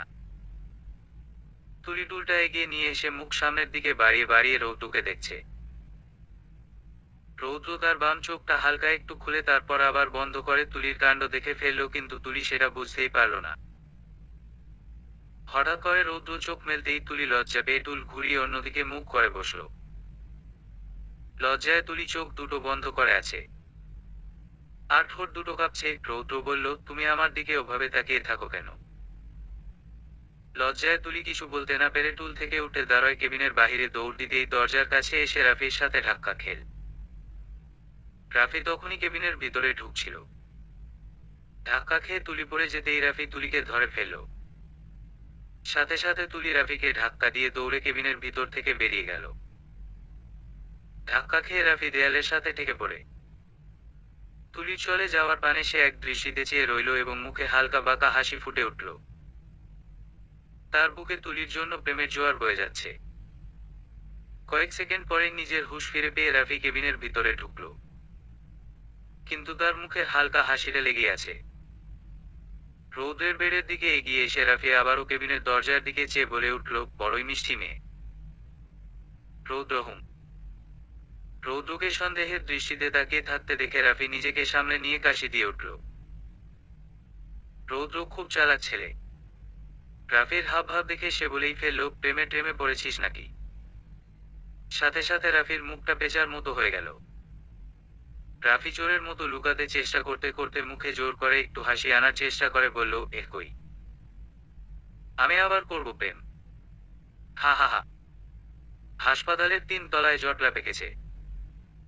নীলার মা নিহারিকা চিল্লিয়ে বলল, মনিরা, মেঘ তোর ছেলে, আগে বলবি না? মনিরা বেগম চোখ ঘুরিয়ে আফতাব চৌধুরীর দিকে তাকালেন। নিহারিকাও এবার নীলার বাবার দিকে তাকায়, তারপর মনিরাকে উদ্দেশ্য করে বলল, এই শুনছো, তোমাকে না বলেছিলাম? স্কুলে থাকতে আমার এক বান্ধবী প্রেম করে পালিয়ে গিয়েছিল। ও হচ্ছে সেই মনিরা। আর উনি আফতাব ভাই, যার সাথে পালিয়েছিল। আজ এত বছর পর দেখা হলো। তারপরও দেখো ওরা দুজন কত সুন্দর আছে। মনিরা বেগম হাসতে হাসতে বললেন, কি যে বলিস, তোদের জুটিটাও তো খুব সুন্দর। অনেক সুন্দর মানিয়েছে তোদের। নীলার বাবা রেজা খান এবার আফতাব চৌধুরীর দিকে এগিয়ে গেলেন। দুজন মুখোমুখি দাঁড়িয়ে আছেন। মনিরা বেগম বলে উঠলেন, কিন্তু মেঘের ব্যাপারটা তো বুঝলাম না। নিহারিকা, আরে তোর ছেলে মেঘ আমার মেয়ে নীলার পিছনে লেগেছে। মনিরা বেগম এবার একটু বিমি খেলেন। তারপর হাসতে হাসতে বলেন, আমার ছেলে লেগেছে নাকি তোর মেয়ে আমার ছেলের পিছনে লেগেছে? কোনটা? মেঘ একবার অবশ্য আমাকে একটা মেয়ের কথা বলেছিল। ওটা যে তোর মেয়ে আমি তা জানতাম না। ক্যাম্পাসের একটা মেয়ে নাকি ওকে খুব ভালোবাসে, সারাক্ষণ ওর পিছনে লেগে থাকে। হা হা হা। নীলার বাবা এবার বলে উঠলেন, কিন্তু এখন ঘটনা যা দাঁড়িয়েছে, তাতে মেঘ যে নির্দোষ তা কিছুতেই প্রমাণ হয় না। আজ বাইকে মেঘের সাথে নীলাকে পুলিশ দেখতে পেয়েছে, কিন্তু ধরতে পারেনি। তার আগেই ওরা পালিয়েছে, আর সেই খবর পেয়ে আমরা এখানে ছুটে এসেছি। এই কথা শুনে আফতাব চৌধুরী এবার জোরে জোরে হো হো করে হেসে উঠলেন। সবাই অবাক হয়ে চোখ গোল গোল করে আফতাব চৌধুরীর দিকে তাকিয়ে আছে। আফতাব চৌধুরী হাসতে হাসতে বললেন, ওই তো এক হাতে কি তালি বাজে, 2 হাতের সায় আছে দেখেই বেজেছে। আমার ছেলে যেমন নির্দোষ নয়, তেমনি আপনার মেয়েও নির্দোষ নয়। নীলার বাবা এবার আস্তে করে বলে উঠলেন, তার মানে দুজনই দুইজনের পিছনে লেগেছে। আফতাব চৌধুরী হো হো করে হাসতে হাসতে আবারও বললেন, দুজনই দুইজনের প্রেমে পড়েছে। বলেই আফতাব চৌধুরী মনিরা বেগমের দিকে তাকিয়ে এক চোখ টিপ দিয়ে বলে উঠলেন, কি গো, আমি যখন তোমার প্রেমে পড়েছিলাম তুমি তখন সায় দেওনি। সায় দিয়েছিলে বলেই তো আমরা আজ এত দূর এসেছি। মনিরা বেগম লজ্জা পেয়ে হেসে উঠলেন। নিহারিকা চিল্লিয়ে বলে উঠল, তবে আর দেরি করছো কেন? দুইজনে মোলাকাত করো। নীলার বাবা রেজা খান আর আফতাব চৌধুরী বুক মেলালেন। তারপর নীলার বাবা হাসতে হাসতে বলেন, আমিও নিহারিকাকে প্রথম দেখে প্রেমে পড়েই সরাসরি ওর বাসায় বিয়ের প্রস্তাব দিয়েছিলাম। প্রস্তাবের পর যখন ওদের বাসায় প্রথম যাই, ওই দিনই আমাকে দেখে ও নাচতে নাচতে বিয়ের জন্য রাজি হয়ে যায়। হা হা। সায় না থাকলে কি আর বিয়ের পিড়িতে ওই দিনই বসতো? হা হা হা। নিহারিকা, হয়েছে হয়েছে, ছেলে মেয়ের সামনে আর এখন এসব বলতে হবে না। রেজা খান, বাচ্চাগুলো এখন কোথায় কি করছে কে জানে।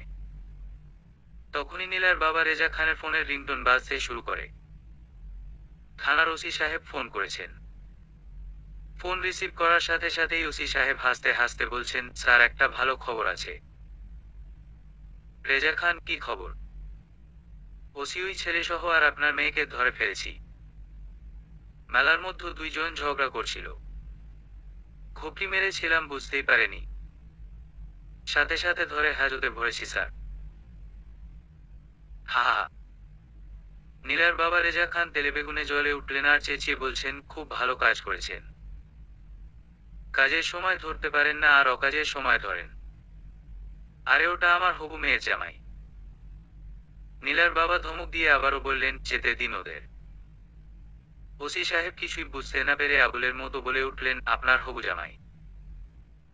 তবে আপনার জামাইকে আপনি আমাদের কেন ধরতে বলেছিলেন স্যার? হাজতে তো আপনিই ভরতে বলেছিলেন। আমি তো কিছুই বুঝতে পারছি না। কাহিনী কি স্যার? রেজা খান, শাট আপ। ওসি সাহেব এবার আমতা আমতা করে বলতে শুরু করলো, স্যার একটা সমস্যা হয়ে গেছে। ওরা এইমাত্র থানা থেকে পালিয়েছে। আমি ফোনে কথা বলার সময় ফাঁক পেয়েছে। আর সেন্ট্রিটাও হয়েছে গাদার গাদা। বললাম নজর রাখতে। রেজা খান, খুব ভালো হয়েছে। একটা কাজও আপনারা ঠিক মতো করতে পারেন না। রাগে নীলার বাবা কলটা এবার কেটে দিলেন। এদিকে বাড়িতে অহনা শাড়ি খুলে বিছানায় চিত হয়ে শুয়ে চোখ বন্ধ করে আছে। আকাশ বাথরুম থেকে বের হয়েই অহনার এই অবস্থা দেখে ফেলল। রুমের দরজা হা করে খোলা। আকাশ বীর বীর করে বলতে শুরু করলো, মেয়েটার কি কোনো আক্কেল নেই? দরজা খুলে এভাবে শুয়ে ঘুমাচ্ছে। সাথে সাথে অহনা চট করে উত্তর দেয়, খুব গরম লাগছে, এসিতেও কাজ হচ্ছে না।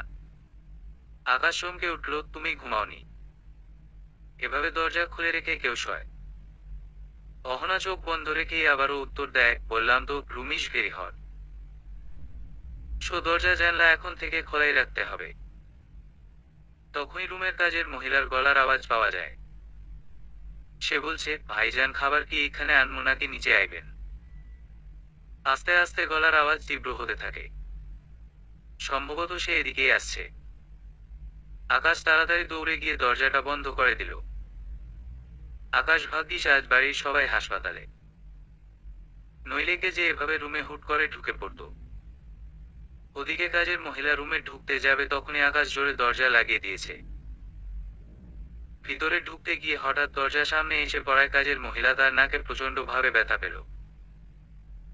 দরজাটা খুব জোরে নাকের সাথে বাড়ি লেগেছে। সে নাকে ব্যথা পেয়ে নাকটা ধরে আস্তে আস্তে সেখান থেকে চলে গেল। অহনা শাড়ি খোলা অবস্থায় বিছানায় চিত হয়ে চোখ বন্ধ রেখেই বলে উঠল, উমম, দরজা বন্ধ করলে কেন আকাশ? বললাম না আমার গরম লাগছে। আকাশ চোখ তীক্ষ্ণ করে অহনার দিকে তাকিয়ে আছে। আকাশের কথার কোনো সারা শব্দ না পেয়ে অহনা চোখ বন্ধ অবস্থাতেই মুখটা বিরক্তির ভঙ্গি করে শুয়ে থেকেই তার পরনের ব্লাউজের বোতামগুলো এবার খুলতে শুরু করে। আকাশ তাড়াতাড়ি দৌড়ে গিয়ে অহনাকে ব্লাউজ খোলা থেকে আটকালো।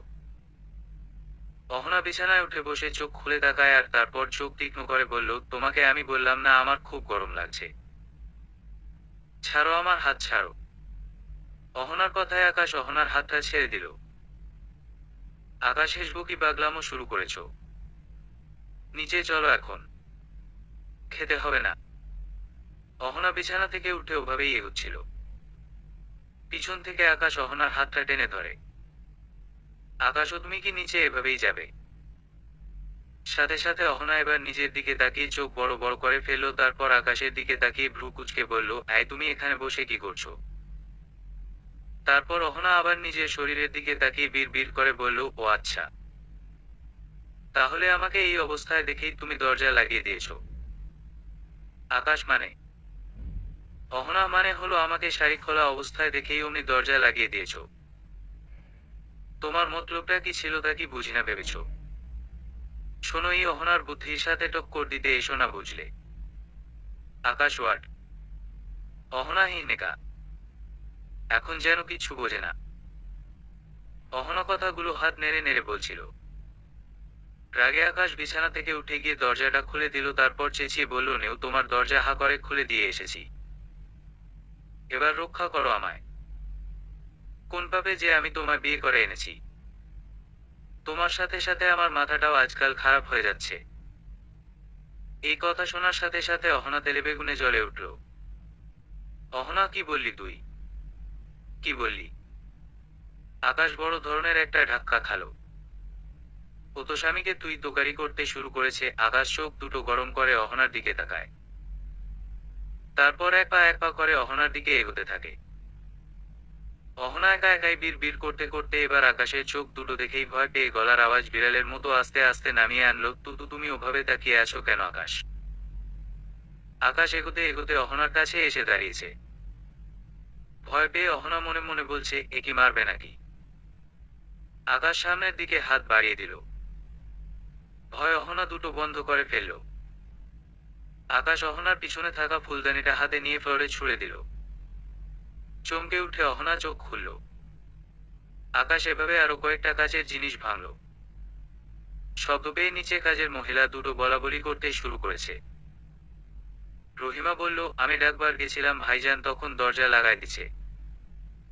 ভিতরে কি হইছে দেখবার পাই নাই। কুড়মুড়ি, সেইটা বুঝলাম, ভিতরে মনে হয় নতুন ভাবিজানেই জিনিস ভাঙতাছে। কিন্তু তোর নাকে কি হইছে? ফুইলা গেছে মনে হয়। দেহি দেহি। কুড়মুড়ির কথা শুনে রহিমা কোনো কিছুর জবাব না দিয়েই ছুটে গেল ফ্রিজে থাকা বরফ নেওয়ার উদ্দেশ্য। অহনা কান্নাকাটি করতে শুরু করেছে, কান্না করে করে বলছে, তার মানে তুমি আমায় বিয়ে করে ভুল করেছো বলছো? তুমি আমায় ভালোবাসো না আকাশ? অহনা হাউমাউ করে কান্না করা শুরু করে দেয়। আকাশের চোখ দুটো এবার শান্ত হয়ে আসে। পুরুষ মানুষের দুর্বল জায়গা হচ্ছে মেয়েদের চোখের পানি। অহনা কান্না করতে করতে বিছানায় বসে পড়ে। আকাশ এগিয়ে গিয়ে অহনার হাত ধরল। আকাশ, আমি তা বলতে চাইনি জান। আমি তো তোমায় ভালোবাসি। অহনা কাঁদতে কাঁদতে এবার আকাশের বুকে মাথা রাখল। আকাশ অহনার মাথায় হাত বুলিয়ে অহনাকে শান্ত করার চেষ্টা করছে। অহনা আকাশকে জড়িয়ে ধরল। আকাশও আস্তে আস্তে অহনার গায়ে হাত দেয়। অহনা আকাশের বুক থেকে মাথা তুলে আকাশের দিকে মায়াবী দৃষ্টিতে চেয়ে রইল। আকাশও অহনার মুখটা দেখে সবকিছু ভুলে গেল। সাথে সাথে আকাশ অহনার ঠোঁটে নিজের ঠোঁট ডুবিয়ে অহনাকে নিয়ে বিছানায় শুয়ে পড়ল, কিন্তু দরজা যে হা করে খোলা সেদিকে দুজনের কারোই খেয়াল নেই। তখনই কাজের মহিলা কুড়মুড়ি ওদের ডাকতে এদিকেই আসছিল। আর দরজা খোলা পেয়ে সে ভিতরে ঢুকতেই আকাশ আর অহনার চুম্বন দৃশ্যটি দেখে ফেলল। কুড়মুড়ি, ভা বলতে গিয়ে কুড়মুড়ি থেমে গিয়ে সামনের দৃশ্যটা দেখেই বড় করে একটা হা করে চোখ বন্ধ করে সেখান থেকে দৌড়ে বেরিয়ে এলো। দৌড়ে তাড়াতাড়ি নিচে নেমে আসাতেই সিঁড়ি দিয়ে নামতেই পা স্লিপ করে সিঁড়িতে ধপ করে পড়ে গিয়ে কোমরে ব্যথা পেল। ওদিকে হাসপাতালে জটলা পাকিয়ে ফেলেছে কেবিনে ভর্তি থাকা রোগী রৌদ্র চৌধুরীর পরিবার এবং সাথে রেজা খানের পরিবার। আফতাব চৌধুরী হো হো করে হাসতে হাসতে বললেন, তাহলে ওই কথাই রইল ব্যয় সাহেব। আমার ছেলে বাড়ি ফিরলেই বিয়ের ডেট ফাইনাল করব। এসব শুনে ওখানে উপস্থিত হাসপাতালের কর্তৃপক্ষ এবং ম্যানেজার সাহেবের মাথা ঘুরছে। হাসপাতালেও মানুষ বিয়ে শাদীর প্রস্তাব নিয়ে আসে। পাশে থেকে একজন বলে উঠলেন, এই পরিবারের ক্ষেত্রে সবই সম্ভব। আর এরা আসার পরই তো ম্যানেজার সাহেবের ঝড়ের মতো নার্সের সাথে বিবাহ হয়ে গেল। হাসপাতালেই সোজা কাজী রেখে বিয়ে। বাপের জন্মে এমনটা দেখিনি। হা হা হা। নীলার বাবা রেজা খান আর মা নিহারিকা তাদের দলবল নিয়ে আফতাব চৌধুরীর পরিবারের কাছে থেকে বিদায় নিয়ে হাসপাতাল থেকে বেরিয়ে চলে গেলেন। আফতাব চৌধুরী আর মনিরা বেগম হাসতে হাসতে রৌদ্রের কেবিনে ঢুকে। রৌদ্রের অবস্থা আগের থেকে উন্নতি হয়েছে। তাই রৌদ্রকে কেবিন থেকে বাসাতেই শিফট করতে চাইল। এখানে নাকি রৌদ্রের একদম ভালো লাগছে না। পার্কে দাঁড়িয়ে মেঘ শক্ত করে নীলার হাতটা ধরে নীলাকে ধমকাচ্ছে। মেঘ, তোর জন্যই এসব হয়েছে। তোকে এত কাহিনী কে করতে বলেছে? নীলা, তুই তো আমার সাথে ঝগড়া শুরু করলি। মেঘ, রবিনটাও পুলিশ দেখে সাথে সাথে পালিয়েছে। আমাকে একবার জানালাও না। নীলা, পুলিশ ধরেছিল তো কি হয়েছে? আমরা তো পালিয়েই এসেছি। মেঘ, তুই জানিস না, বাড়িতে ড্যাড এটা জানতে পারলে আমাকে আস্ত গিলে খাবে। নীলা, কোনটা? মেঘ, ন্যাকা সাজাচ্ছিস। নীলা, কোনটা? তুই আমার প্রেমে পেরেছিস এটা? মেঘ, কি? আমি তোর প্রেমে পড়েছি। আমি? কেন, তুই প্রেমে পড়িসনি? আমাকে একা দোষ দিচ্ছিস কেন? সন্ধ্যার দিকে হাসপাতাল থেকে রৌদ্রকে বাসায় নিয়ে আসা হয়। রৌদ্র তার ঘরে শুয়ে আছে। তুলি রৌদ্রের ঘরের দরজার সামনে দাঁড়িয়ে পায়চারি করছিল আর একটু পর পর ভিতরে উকি দিচ্ছিল। তুলি রৌদ্রের ঘরে সরাসরি ঢোকার সাহস পাচ্ছে না। এটা তো আর হাসপাতালের কেবিন নয়, এটা বাড়ি।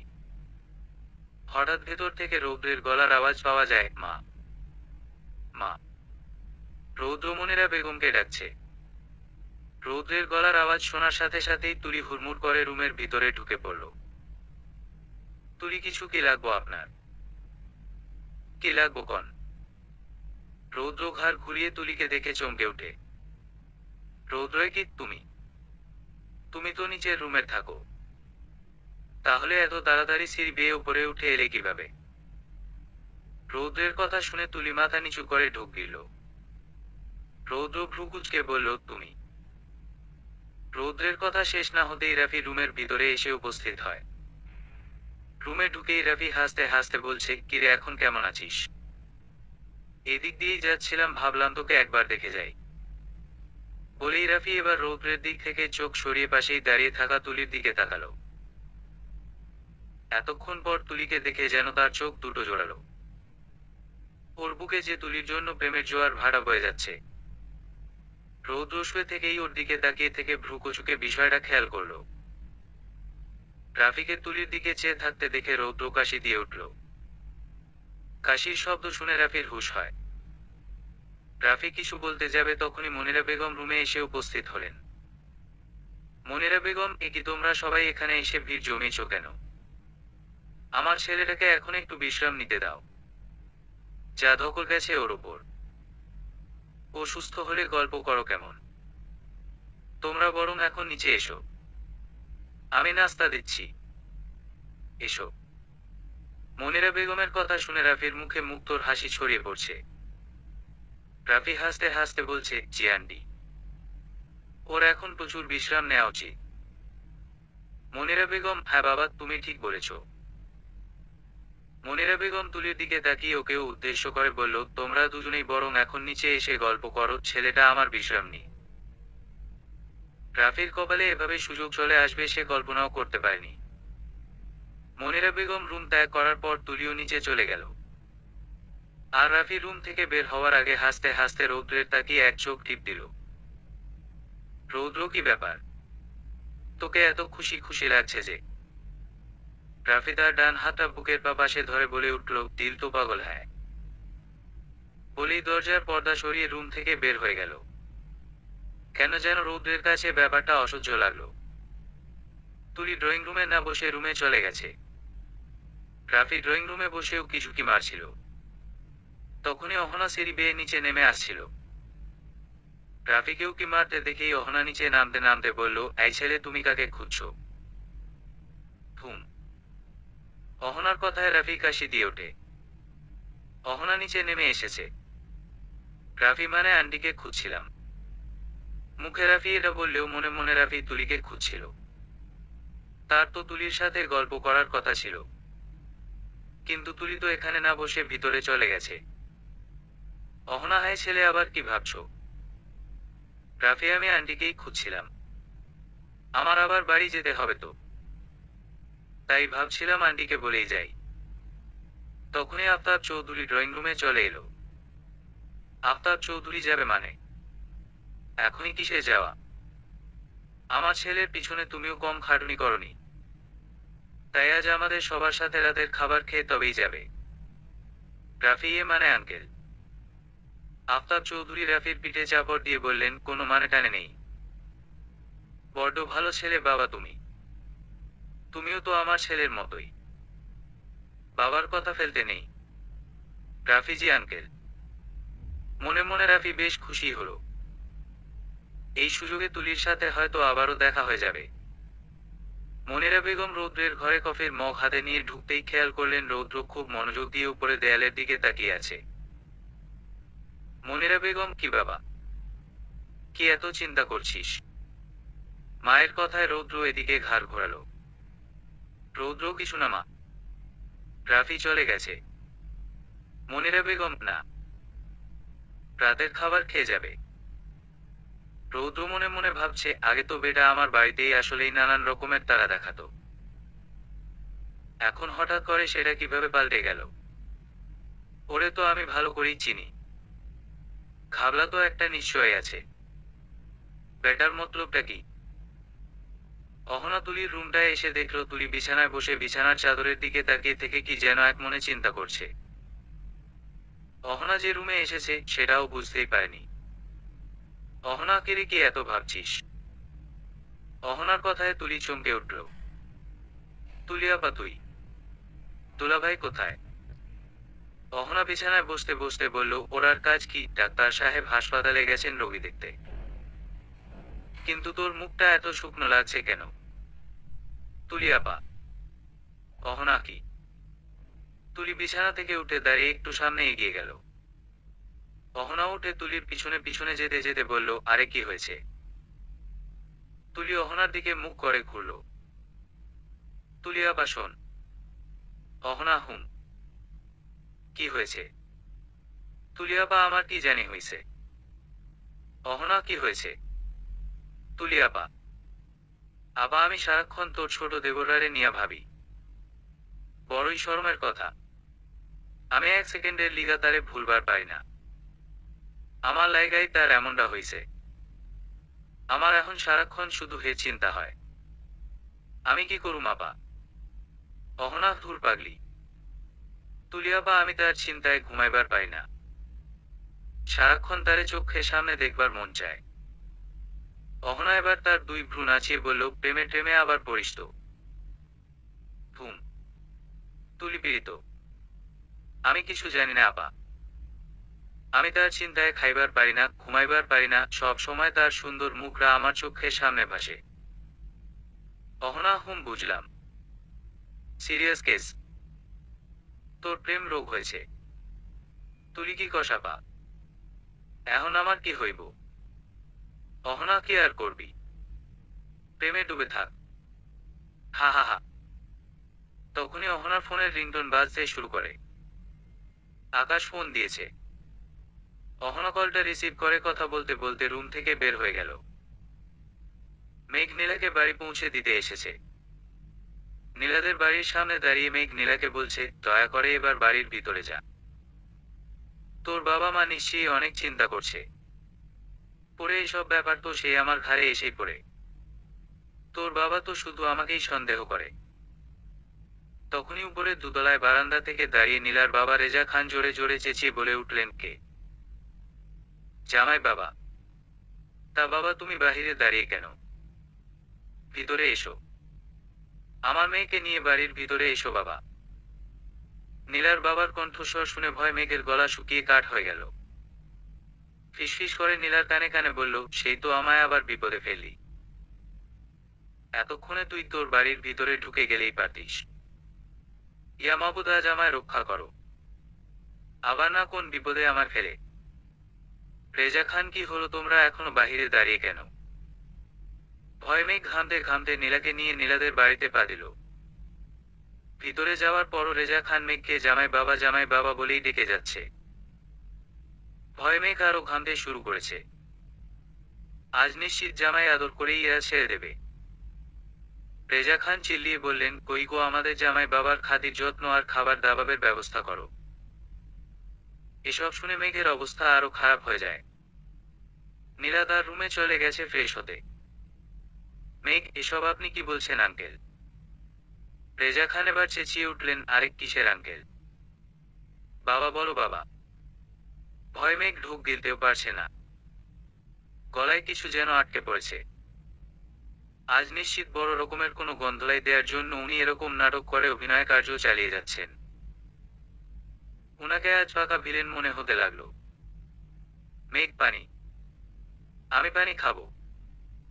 রেজা খান মেঘের পিঠে চাপড় দিয়ে মেঘকে সোফার দিকে ঠেলে দিলেন, তারপর বললেন, আয় বসো বেটা। আরাম করে বসো। কই গো, জামাই বাবার জন্য শরবত পাঠিয়ে দেও। মেঘ ধপ করে সোফায় বসে পড়ল। ভয় মেঘ প্রচুর ঘামতে শুরু করেছে। রেজা খান মেঘের এমন অবস্থা দেখে বলে উঠল, বাবা, কোনো সমস্যা? মেঘের কথা যেন আটকে গেছে। সে শুধু মাথা নাড়িয়ে না বোধ হয় উত্তর দিল। ড্রয়িং রুমে সত্যি সত্যি শরবতসহ বিভিন্ন রাজকীয় সব খাবার এসে গেল।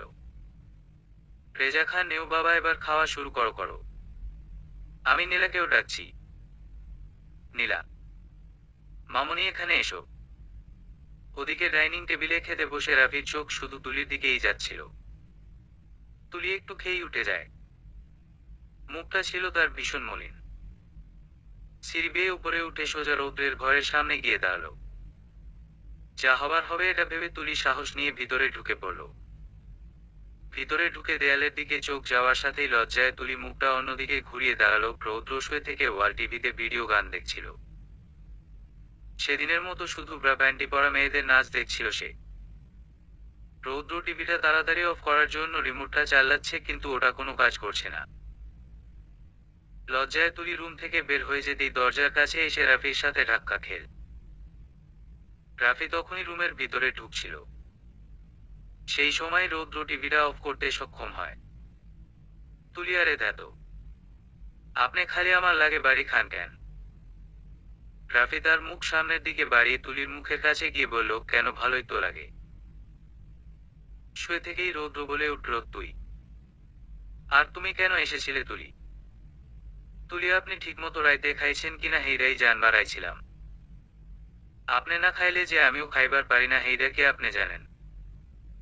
তুলির মুখে এই কথা শুনে রাফির মুখ অমাবস্যার অন্ধকারের মতো হয়ে গেল। রাফির মুখের ভঙ্গি এভাবে বদলে যাওয়াটা রৌদ্রের চোখ এড়ালো না।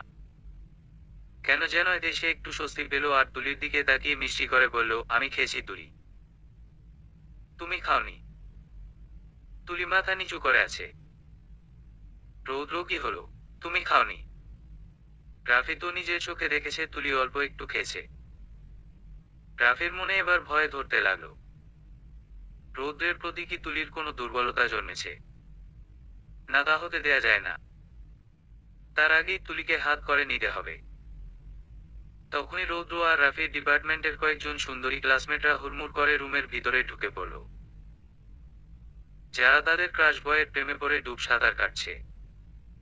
ওরা রৌদ্রকে দেখতে এসেছে। কিন্তু এই মুহূর্তে রৌদ্রের মনোযোগ এখন তুলির দিকে। রৌদ্র রাফির গতিবিধি তাকিয়ে তাকিয়ে লক্ষ্য করছে। রাফি, তোরা কিছুক্ষণ গল্প কর, আমি একটু আসছি। মেয়েগুলোকে দেখে তুলি রুম থেকে বের হতেই রাফিও তুলির সাথে রুম থেকে বের হয়ে গেল। ব্যাপারটা রৌদ্রের কাছে ভালো লাগলো না। রৌদ্রের খুব অসহ্য লাগছে। এরা কি বলছে কিছুই রৌদ্রের কানে যাচ্ছে না। এক পর্যায়ে বিরক্ত হয়ে এদের রুম থেকে চলে যেতে বলল। রৌদ্র বালিশের পাশে থাকা ফোনটা হাতে নিয়ে রাফিকে কল করল, কই তুই? রাফি, আমি তুলিকে নিয়ে একটু ছাদে এসেছি। কেন? এটা শুনে রৌদ্রের মেজাজ আরো খারাপ হয়ে গেল। এবার সে বিড় করে বলতে লাগলো, যা সন্দেহ করেছিলাম তাই, নিশ্চয়ই ব্যাটার তুলির দিকে নজরটা পড়েছে। তুলি আশেপাশে একবার তাকিয়ে তারপর রাফির দিকে তাকালো। তুলি, আপনি কি আমারে উনার কোনো কথা বলার লাইগাই ছাদে লইয়া আইছেন? রাফি, কার কথা? তুলি, ওই যে উনি, আপনার বন্ধু। এই কথা শুনে রাফি ছাদের দেয়ালে হাত দিয়ে জোরে একটা বাড়ি দিল আর মনে মনে কটমট করতে করতে বলছে, আমি কি ওকে ওর কথা বলতে এখানে এসেছি? তুলি, আপনি এমন করতেছেন কেন? কি হয়েছে আপনার? রাফি রেগে বলল, কি হয়েছে বোঝো না? তুলি, আমি কেমনে বুঝবো? আচ্ছা, ওনার কাছে এত মায়া মানুষ আসে কেন? তুলির কথা শুনে রাফি আরো রেগে গেল, কেন আসে বোঝো না? তার মেয়ে মানুষ পছন্দ। তুলি তারে কইয়া দিবেন, আমার এগুলা ভালা লাগে না। আমি কিন্তু সহ্য করবার পারুম না। যাই। বলেই তুলি হন হন করে হাঁটতে হাঁটতে সিঁড়ি দিয়ে নেমে চলে গেল। রাগে রাফি দেয়ালে আরেকটা জোরে বাড়ি দিল। রৌদ্র বিছানা থেকে ওঠার চেষ্টা করতেই মনিরা বেগম বলে উঠলেন, এ কি বাবা, তুই উঠছিস কেন? তোর তো এখন ওঠা যাবে না। রৌদ্র অস্থির হয়ে আছে। রৌদ্র, আমি ছাদে যাব। মনিরা বেগম, এই অবস্থায় তুই সিঁড়ি উঠবি কেন? রৌদ্র, আমি যাব। মনিরা বেগম কড়া গলায় বলেন, এখন কোথাও যাওয়া যাবে না, চুপচাপ এখানে শুয়ে থাক। তখনই রুমের ভিতরে তুলি এসে উপস্থিত হয়। তুলিকে দেখার সাথেই রৌদ্র মনিরা বেগমের দিকে তাকিয়ে বলল, ঠিক আছে মা। আমি এখন ছাদে যাব না, তুমি এখন যাও। মনিরা বেগম হীরের টুকরো ছেলে আমার। মনিরা বেগম রুম থেকে চলে যেতেই রৌদ্র রেগে তুলির দিকে তাকিয়ে বলল, রাফির সাথে তোমার এত কিসের কথা যে ওর সাথে তোমার ছাদে যেতে হবে? তুলিও চট করে সাথে সাথে উত্তর দেয়, আপনারও মায়া গুলান সাথে এত কি এর কথা? রৌদ্র চোখ তীক্ষ্ণ করে তুলির দিকে তাকালো। তখনই রুমের ভিতর রাফি ঢুকে পড়ে। রুমের ভিতর ঢুকেই রাফি কাশি দিয়ে উঠল। চমকে উঠে তুলি পিছিয়ে যায়। রাফি ভালো করেই জানে এখনকার ঔষধের মলমটা কি। তাই ক্লিকবাজি করতে রাফি ফোন করে ক্লাসে থাকা রৌদ্রের সুন্দরী বান্ধবীদের এখানে আবারও আসতে বলে দিয়েছে। তুলি রুম থেকে চলে গেল। রাফি হাসতে হাসতে বলছে, তুলি মেয়েটা খুব ভালো বুঝলি, আমার সাথে অনেক গল্প করলো। রাফির কথা শুনে রৌদ্রের গা জ্বলে যাচ্ছে। রৌদ্র খুব ভালো মেয়ে, সব সময় আমার রুমের সামনে এসে ঘুর ঘুর করে, আর উকি দিয়ে আমায় দেখে। শোনার সাথে সাথে রাফির হাসি মুখটা বন্ধ হয়ে যায়। রাফি জোর করে মুখে হাসি আনার বৃথা চেষ্টা করে বলল, তোর ড্যাশিং চেহারা তো তাই দেখে আর কি, কিন্তু তোর ওর দিকে নজর দেয়ার কি দরকার বল? সহজ সরল মেয়ে, ওকে ওর মতো থাকতে দে। রৌদ্র সে ভাবিকে বলেছে বেচারিটা নাকি আমার প্রেমে পড়েছে। সাথে সাথে রাফি শকর খেল। চমকে উঠে বলল, কি কি বললি তুই? মানে তুলি এটা বলেছে? তুলি এটা নিজের মুখে বলেছে? রৌদ্র মাথা নাড়ল। তারপর বলল, নিজের মুখে বলবে না তো কি অন্যের মুখে বলবে? রাফির গলা শুকিয়ে গেছে আর মুখটা অমাবস্যার অন্ধকারের মতো করে আছে। সেই সময় রৌদ্রের ক্লাসের সুন্দরী মেয়েগুলো রুমে হুড়মুড় করে ঢুকে পড়ল। রাইসা ও ডার্লিং, তুমি এখন কেমন আছো? রৌদ্র ওদের দিকে তাকিয়ে ভ্রু কুঁচকে বলল, তোমরা? পৃথক তোমায় দেখতে এলাম জান। রাফি বলল, তোরা গল্প কর, আমি একটু পানি খেয়ে আসি। বাধ্য হয়ে মেঘ নীলাদের বাসায় ডিনার করল। নীলার বাবা রেজা খান বললেন, আজ রাতে এখানেই থেকে যাও জামাই বাবা। মেঘ মনে মনে বলছে, এইবারেই বোধ হয় উত্তম মাধ্যম শুরু করে দেবে। কুরবানির আগে পশুকে ভালো করে খাইয়ে দাইয়ে যেমন করে আদর যত্ন করা হয়, তেমনি আজ বলির পাঠার মতো আমাকে এরা তাই করবে। মাবুদ রক্ষা করো। মেঘ একটা ঢুক গিলল আর নীলার দিকে তাকাতেই নীলা তার এক চোখ টিপ দেয়। মেঘ জোর করে হাসার চেষ্টা করে বলল, এ মানে না আঙ্কেল। নীলা, না মানে কি? হ্যাঁ, কোনো মানে টানে নেই। এখন চল তো ছাদে গিয়ে গল্প করি, চল। নীলা মেঘের বাহু ধরে মেঘকে টানতে টানতে সিঁড়ি দিয়ে নিয়ে যাচ্ছে। সময় রাত 11:30। তুলি রৌদ্রের ঘরে যাবার জন্য ড্রয়িং রুমের কাছে আসতেই সোফায় বাসা রাফিকে দেখতে পেল। রাফিও তুলিকে দেখে হাতে থাকা নিউজ পেপারটা নামিয়ে বলে উঠল, কোথায় যাচ্ছিলে? রৌদ্রের ঘরে বুঝি? গিয়ে লাভ নেই, ও এখন বান্ধবীদের সাথে বিজি। রাফির কথা শুনে তুলি আহত হয়ে বলল, কি? হেরা আবার আইছে? সাথে সাথে তুলি দৌড়ে সিঁড়ি দিয়ে উঠে রৌদ্রের ঘরের দিকে চলে গেল। দরজা থেকেই উকি দিয়ে দেখল, ভিতরে রৌদ্রের বেডে ওর কাছে 2জন মেয়ে এবং বাকি 3জন মেয়ে চেয়ারে বসে আছে। এই দৃশ্য দেখার সাথে সাথে তুলির মন খারাপ হয়ে গেল, যেন আকাশে মেঘ জমেছে। তুলি সিঁড়ি দিয়ে আস্তে আস্তে নিচে নেমে এলো। নিচে আসার সাথেই রাফি খুব উৎসাহ নিয়ে জিজ্ঞাসা করল, কি দেখলে? তুলি আস্তে করে উত্তর দেয়, দেখলাম। রাফি বিজয়ের হাসি হাসতে হাসতে বলছে, বলেছিলাম না ও এখন সুন্দরী মেয়েদের সাথে ব্যস্ত। ওকে কি আর এখন পাবে তুমি? ওসব ছাড়, বুঝলে? তুলির চোখ দুটো পানিতে টলমল করছে। তুলি ঠিকই কইছেন, ওনার মতো সুন্দর পোলা সুন্দরী মায়ের দিকেই তো তাকাইব। আমার মতো মায়েরে কি আর দেখব? কাঁদতে কাঁদতে তুলি আবারও তাড়াতাড়ি সিঁড়ি দিয়ে উঠে অহনার ঘরে চলে গেল। তুলির চোখে পানি দেখে রাফির সামান্য খারাপ লাগলেও রাফি এটাই চাইছিল, রৌদ্রের জন্য তুলির দুর্বলতা নষ্ট হয়ে যাক, আর সেই মুহূর্তেই রাফি তুলিকে পাকাপাকি ভাবে প্রপোজ করবে। অহনা রুমে বসে আকাশের সাথে ফোনে কথা বলছিল। আকাশ যান, এখন রাখি, আমাকে এখন একবার পেশেন্টদের দেখে আসতে হবে। অহনা আদুরে গলায় বলল, তুমি আমায় সময় দেও না। আকাশও জান আজ সারাদিন তোমার সাথেই তো ছিলাম, তবুও বলছো আমি তোমায় সময় দেই না। অহনা আবারও আদুরে গলায় বলছে, হয়েছে থাক। আচ্ছা যাও। লাবু। আকাশ লাবু টুমাই যান। উম্মা। আকাশ ফোন রাখতেই অহনা এদিকে ফিরে তাকাতেই তুলিকে দাঁড়িয়ে থাকতে দেখল। অহনা হেকি, তুই কাঁদছিস কেন? তুলি এগিয়ে এসে অহনাকে জড়িয়ে ধরে কাঁদা শুরু করে দেয়। অহনা, হারে কি হয়েছে বলবি তো? তুলি কাঁদতে কাঁদতে বলছে, আপা তোর দেবর তো কত গুলান সুন্দরী মায়া গোলগে, আমার দিকে কি সে আর তাকাইব? আপা আমার বুকটা পুইরা যাইতাছে আপা। অহনা, তো তুই ওদের লেবুর শরবত খাওয়া। অহনার কথা শুনে তুলির মুখের আকৃতি বদলে গেল। কান্না থামিয়ে দিয়ে ঠোঁট দুটো গোল করে অহনার দিকে চেয়ে আছে। তুলি, ওরা আমার বুকটা জ্বালাই দিছে আর আমি ওদের শরবত খাইয়ে ঠান্ডা করমু।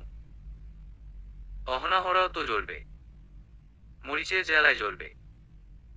ওদের লেবু দিয়ে মরিচের শরবত খাওয়াবি।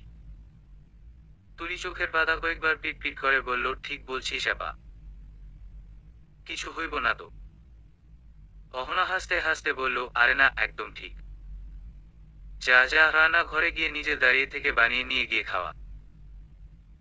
যা, তাড়াতাড়ি যা।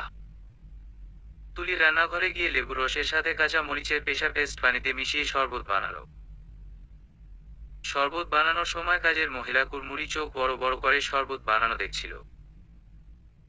তুলি শরবত বানিয়ে নিয়ে ড্রয়িং রুমের কাছে আসতেই রাফির চোখে পড়ল। রাফি, এদিকে এসো। তুলি রাফির সামনে এসে দাঁড়ালো। রাফি সোফা থেকে উঠে দাঁড়ায়। তুলির হাতে একটি ট্রে আর ট্রেতে 5টি গ্লাস। রাফি, কি এগুলো? তুলি, লেবুর শরবত, উনার বান্ধবীদের জন্য বানায় আনছি। শুনে রাফির মুখ চকচক করে উঠল, তুমি বানিয়েছ? তুমি দেও দেখি একটু খাই। তুলি, আরে এইগুলা না আপনের জন্য না, ম্যাডামদের জন্য।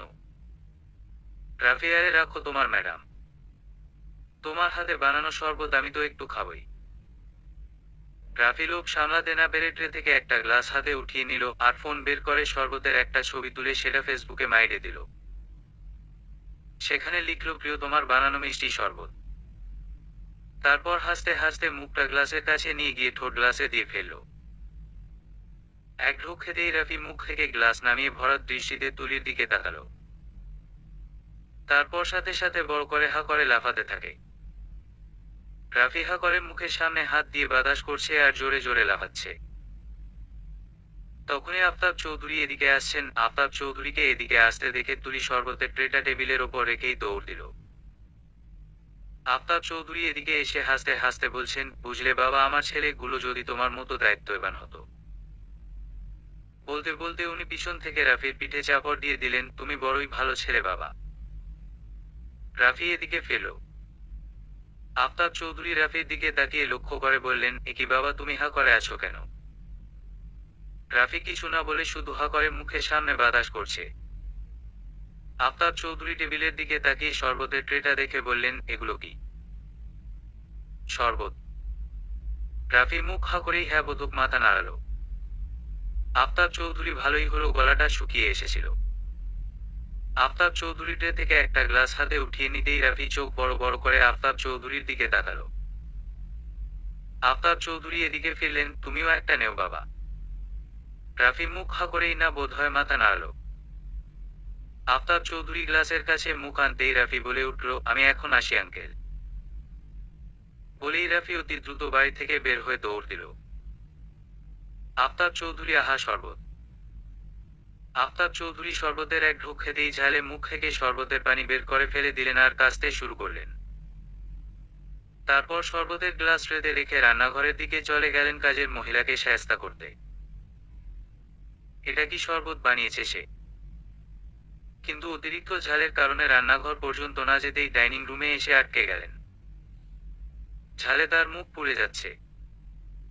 উনি গ্লাসের পর গ্লাস পানি খেয়ে যাচ্ছেন আর ফ্রিজ থেকে বরফ বের করে মুখে পুড়ে দিলেন। তুলি ড্রয়িং রুমে উকি দিয়ে ঘটনা কি ঘটছে তা দেখার চেষ্টা করছে। রৌদ্রের ঘর থেকে ওর সুন্দরী বান্ধবীরা মুখ কালো অন্ধকারের মতো করে বের হয়ে সিঁড়ি দিয়ে নামছে। ওরা ড্রয়িং রুমে আসতেই মনিরা বেগম ঘর থেকে বের হলেন। মনিরা বেগম ওদের দেখে বলে উঠলেন, এ কি তোমরা চলে যাচ্ছ নাকি? কিছু না খেয়েই যাবে? রৌদ্র ওদের আজ চরম অপমান করেছে, তাই এক একজনের মুখের অবস্থা খুবই খারাপ। রাইসা, না না আন্টি, কিছু খাবো না। তখনই কাজের মেয়ে কুড়মুড়ি শরবতের ট্রেটা টেবিল থেকে সরাতে আসে। মনিরা বেগম, এগুলো কি? কুড়মুড়ি মাথা উপরের দিকে না তুলেই নিচের দিকে তাকিয়ে আস্তে করে উত্তর দেয়, শরবত আম্মাজান। মনিরা বেগম সাথে সাথে বলে উঠলেন, কিছু না হয় না খেলে শরবতটা অন্তত তোমরা মুখে দিয়ে যাও। এই কথা শোনার সাথে সাথে কুড়মুড়ি শরবতের ট্রেটা টেবিলের উপর রেখেই ওখান থেকে দৌড় দিল। মনিরা বেগম, নেও তোমরা শরবত নেও।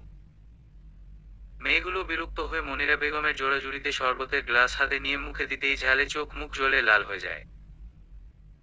তারপর এক আরেকজনকে টানতে টানতে বাড়ি থেকে বের হয়ে গেল। মনিরা বেগম একা একাই বলে উঠেন, কি অসভ্য মেয়েগুলো, যাওয়ার সময় ভালোভাবে বলেও গেল না। মেঘ নীলার সাথে নীলাদের বাসার ছাদে দাঁড়িয়ে আছে। নীলা কি বলছে মেঘের কানে কিছুই যাচ্ছে না। মেঘের মাথার মধ্যে বিভিন্ন চিন্তা জটলা পেকেছে। হঠাৎ ফোনের রিংটোন বেজে উঠতে দেখলো তার পিতা আফতাব চৌধুরী ফোন করেছেন। ভয়ে ভয়ে ফোনটা রিসিভ করতেই আফতাব চৌধুরী বলে উঠলেন, কোথায় তুই বাবা? আজ বাড়ি আসবি না? ভয় মেঘ একটা ঢোক দিল।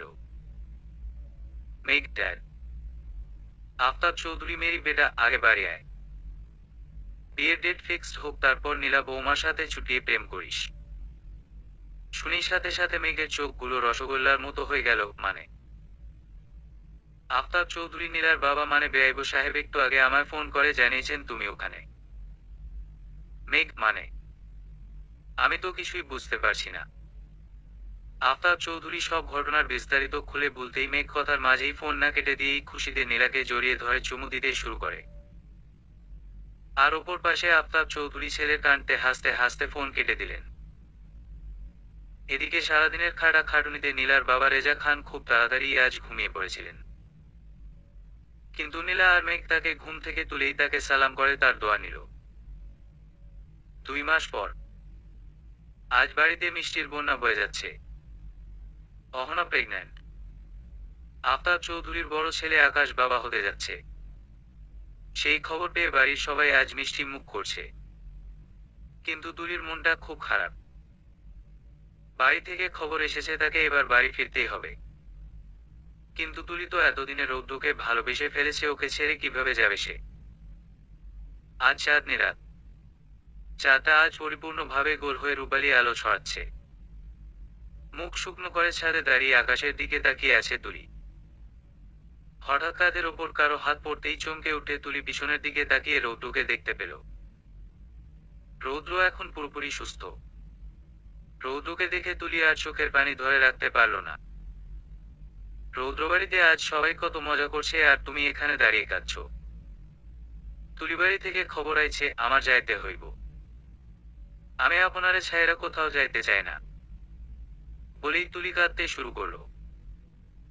রৌদ্র তোমাকে যেতে বলেছে কে? আমিও তোমাকে কোথাও যেতে দেব না। ভাবিমাকে দিয়ে তোমার বাড়িতে ফোন করিয়েছিল।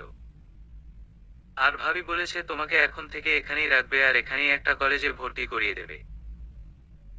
তুলি জোরে চিল্লিয়ে বলল, সত্যি? রৌদ্র, হুম। আর মন খারাপ করে থেকো না প্লিজ। রৌদ্র সাথে সাথে তুলির সামনে হাঁটু গেড়ে বসে তুলিকে গোলাপ দিয়ে প্রপোজ করে, তুলির হাতে একটি আংটি পরিয়ে দেয়। লজ্জায় তুলি রৌদ্রের দিকে তাকাতেই পারছিল না। কিন্তু খুশি দিয়ে হঠাৎ করে তুলি রৌদ্রকে এবার জড়িয়েই ধরল। রৌদ্র তুলিকে জড়িয়ে নেয়। ছাদে থাকা লেবু গাছের গন্ধ নাকে আসছে। পরিবেশটা খুব ভালো লাগছে। এদিকে তুলিকে আজ প্রপোজ করার জন্য রাফি আবার এই বাড়িতে এসেছে। মনিরা বেগমের কথা শুনে রাফি সোজা ছাদে চলে এলো আর ছাদে এসেই রৌদ্র আর তুলির একে অপরের জড়িয়ে ধরে থাকা অবস্থাটা দেখে ফেলল। রাফির মাথায় সাথে সাথে বাজ পড়তে শুরু করে। সামনে আর তাকিয়ে থাকতে পারল না রাফি। রৌদ্র তুলিকে জড়িয়ে ধরে লিপকিস করতে শুরু করেছে। রাফি আস্তে আস্তে পা পেছাতে থাকে। রৌদ্র আর তুলির চুম্বন দৃশ্য দেখে রাফি আস্তে আস্তে সিঁড়ি দিয়ে প্রেমে ছ্যাঁকা খাওয়া পাবলিকের মতো করে সিঁড়ির রেলিং ধরে ধরে নিচে নেমে এলো। তারপর চুপচাপ বাড়ি থেকে বেরিয়ে গেল। কারণ সে ভালো করেই জানে তুলি এখন অন্যের, তাকে আর কোনোদিন পাওয়া সম্ভব নয়। তুলি এখন তার ভালোবাসার মানুষের প্রেমে হাবুডুবু খাচ্ছে। বাবা হওয়ার আনন্দে আকাশ আজকে হাসপাতালের সবাইকে মিষ্টি খাইয়েছে, তারপর অহনার জন্য এক গাদা গিফট নিয়ে বাড়ি ফিরল। রুমে ঢুকেই আকাশ অহনাকে কোলে তুলে নিয়ে ঘুরতে শুরু করে। অহনা হারে আরে পড়ে যাব তো। এবার ছাড়ো আকাশ, আমি পড়ে গেল কিন্তু আমার সাথে আমাদের বাবুরও ব্যথা লাগবে। আকাশ অহনাকে কোল থেকে নামিয়ে দিয়ে অহনার গাল টেনে বলল, ওরে আমার শেয়ানা পাগলি রে, এই পাগলিটাকেই আমি খুব ভালোবাসি আর সারা জীবন ভালোবাসতে চাই। অহনা হেসে আকাশকে জড়িয়ে ধরল। মনিরা বেগম আর আফতাব চৌধুরী দুজনই বারান্দায় বসে আছেন। বারান্দা থেকেই হঠাৎ নিচের দিকে তাকিয়ে মনিরা বেগম খেয়াল করলেন মেঘ বাইক নিয়ে বেরিয়ে যাচ্ছে। মনিরা বেগম, আরে মেঘ না, কোথায় যাচ্ছে ও? আফতাব চৌধুরী ওদিকে তাকিয়ে বারান্দা থেকেই মেঘকে জোরে ডেকে এবার জিজ্ঞাসা করলেন, মেঘ কোথায় যাচ্ছিস? মেঘ বাইকে বসেই পিছনে ফিরে বাবা মায়ের দিকে তাকিয়ে হেসে জোরে চিল্লিয়ে উত্তর দেয়, তোমাদের বৌমাকে আনতে। বলেই মেঘ বাইক স্টার্ট দিয়ে দেয়। বাড়িতে এত উৎসবের মধ্য থেকে মেঘের নীলার কথা মনে হচ্ছিল, তাই নীলাকে প্রেমনগরে আনতে মেঘ বাইক নিয়ে বেরিয়ে পড়েছে। আফতাব চৌধুরী আর মনিরা বেগম দুইজনেই হেসে উঠলেন। চেয়ারে বসতে বসতে মনিরা বেগম বলে উঠলেন, ছেলে বৌমাদের প্রেম সুখে থাকতে দেখে বড়ই আনন্দ হচ্ছে। আফতাব চৌধুরীও হেসে বলল, আর কিছুদিন পর তো বাড়িটা নাতি নাতনি দিয়ে ভরে যাবে। হা হা হা। মনিরা বেগম, মনে হয় যেন এই তো সেই দিন আমি তোমার হাত ধরে এই প্রেমনগরে পালিয়ে এলাম। কিভাবে যে এত বছর পেরিয়ে গেল বুঝতেই পারলাম না। চোখের সামনে এখনো ওই দিনগুলোই ভাসে। আফতাব চৌধুরী চেয়ারটা এগিয়ে নিয়ে এসে মনিরা বেগমের পাশে বসে মনিরা বেগমের হাত ধরলেন, তারপর বললেন, পেরোক না বছর, আমার কাছে তো তুমি সেই ছোট্ট কিশোরী মনিরাই আছো। প্রতিদিন যেন নতুন করে তোমার প্রেমে পড়ি। মনিরা বেগম হাসতে হাসতে বলল, কি যে বলো না তুমি, এখন বয়স হয়েছে। আফতাব চৌধুরী, প্রেম ভালোবাসার আবার বয়স কি? শুধু সময় আর বয়সটাই বেড়েছে। কিন্তু তোমার প্রতি প্রেমটা তো আমার আগেই মতোই রয়ে গেছে। মনিরা বেগমও আফতাব চৌধুরীর হাত ধরে তার কাঁধে মাথা রাখলেন। তারপর দুজনে একসাথে তাকিয়ে রইলেন আকাশের ওই সুন্দর লোভনীয় রূপালী আলো ছড়ানো চাঁদটার দিকে। তারা তাদের চোখের সামনে যেন দেখতে পাচ্ছেন যুবক আফতাব আর কিশোরী মনিরা সেই চিরচেনা পুরনো গলি দিয়ে হাঁটছে, যেখানেই তাদের হয়েছিল প্রথম দেখা, অতঃপর প্রেম। সমাপ্ত।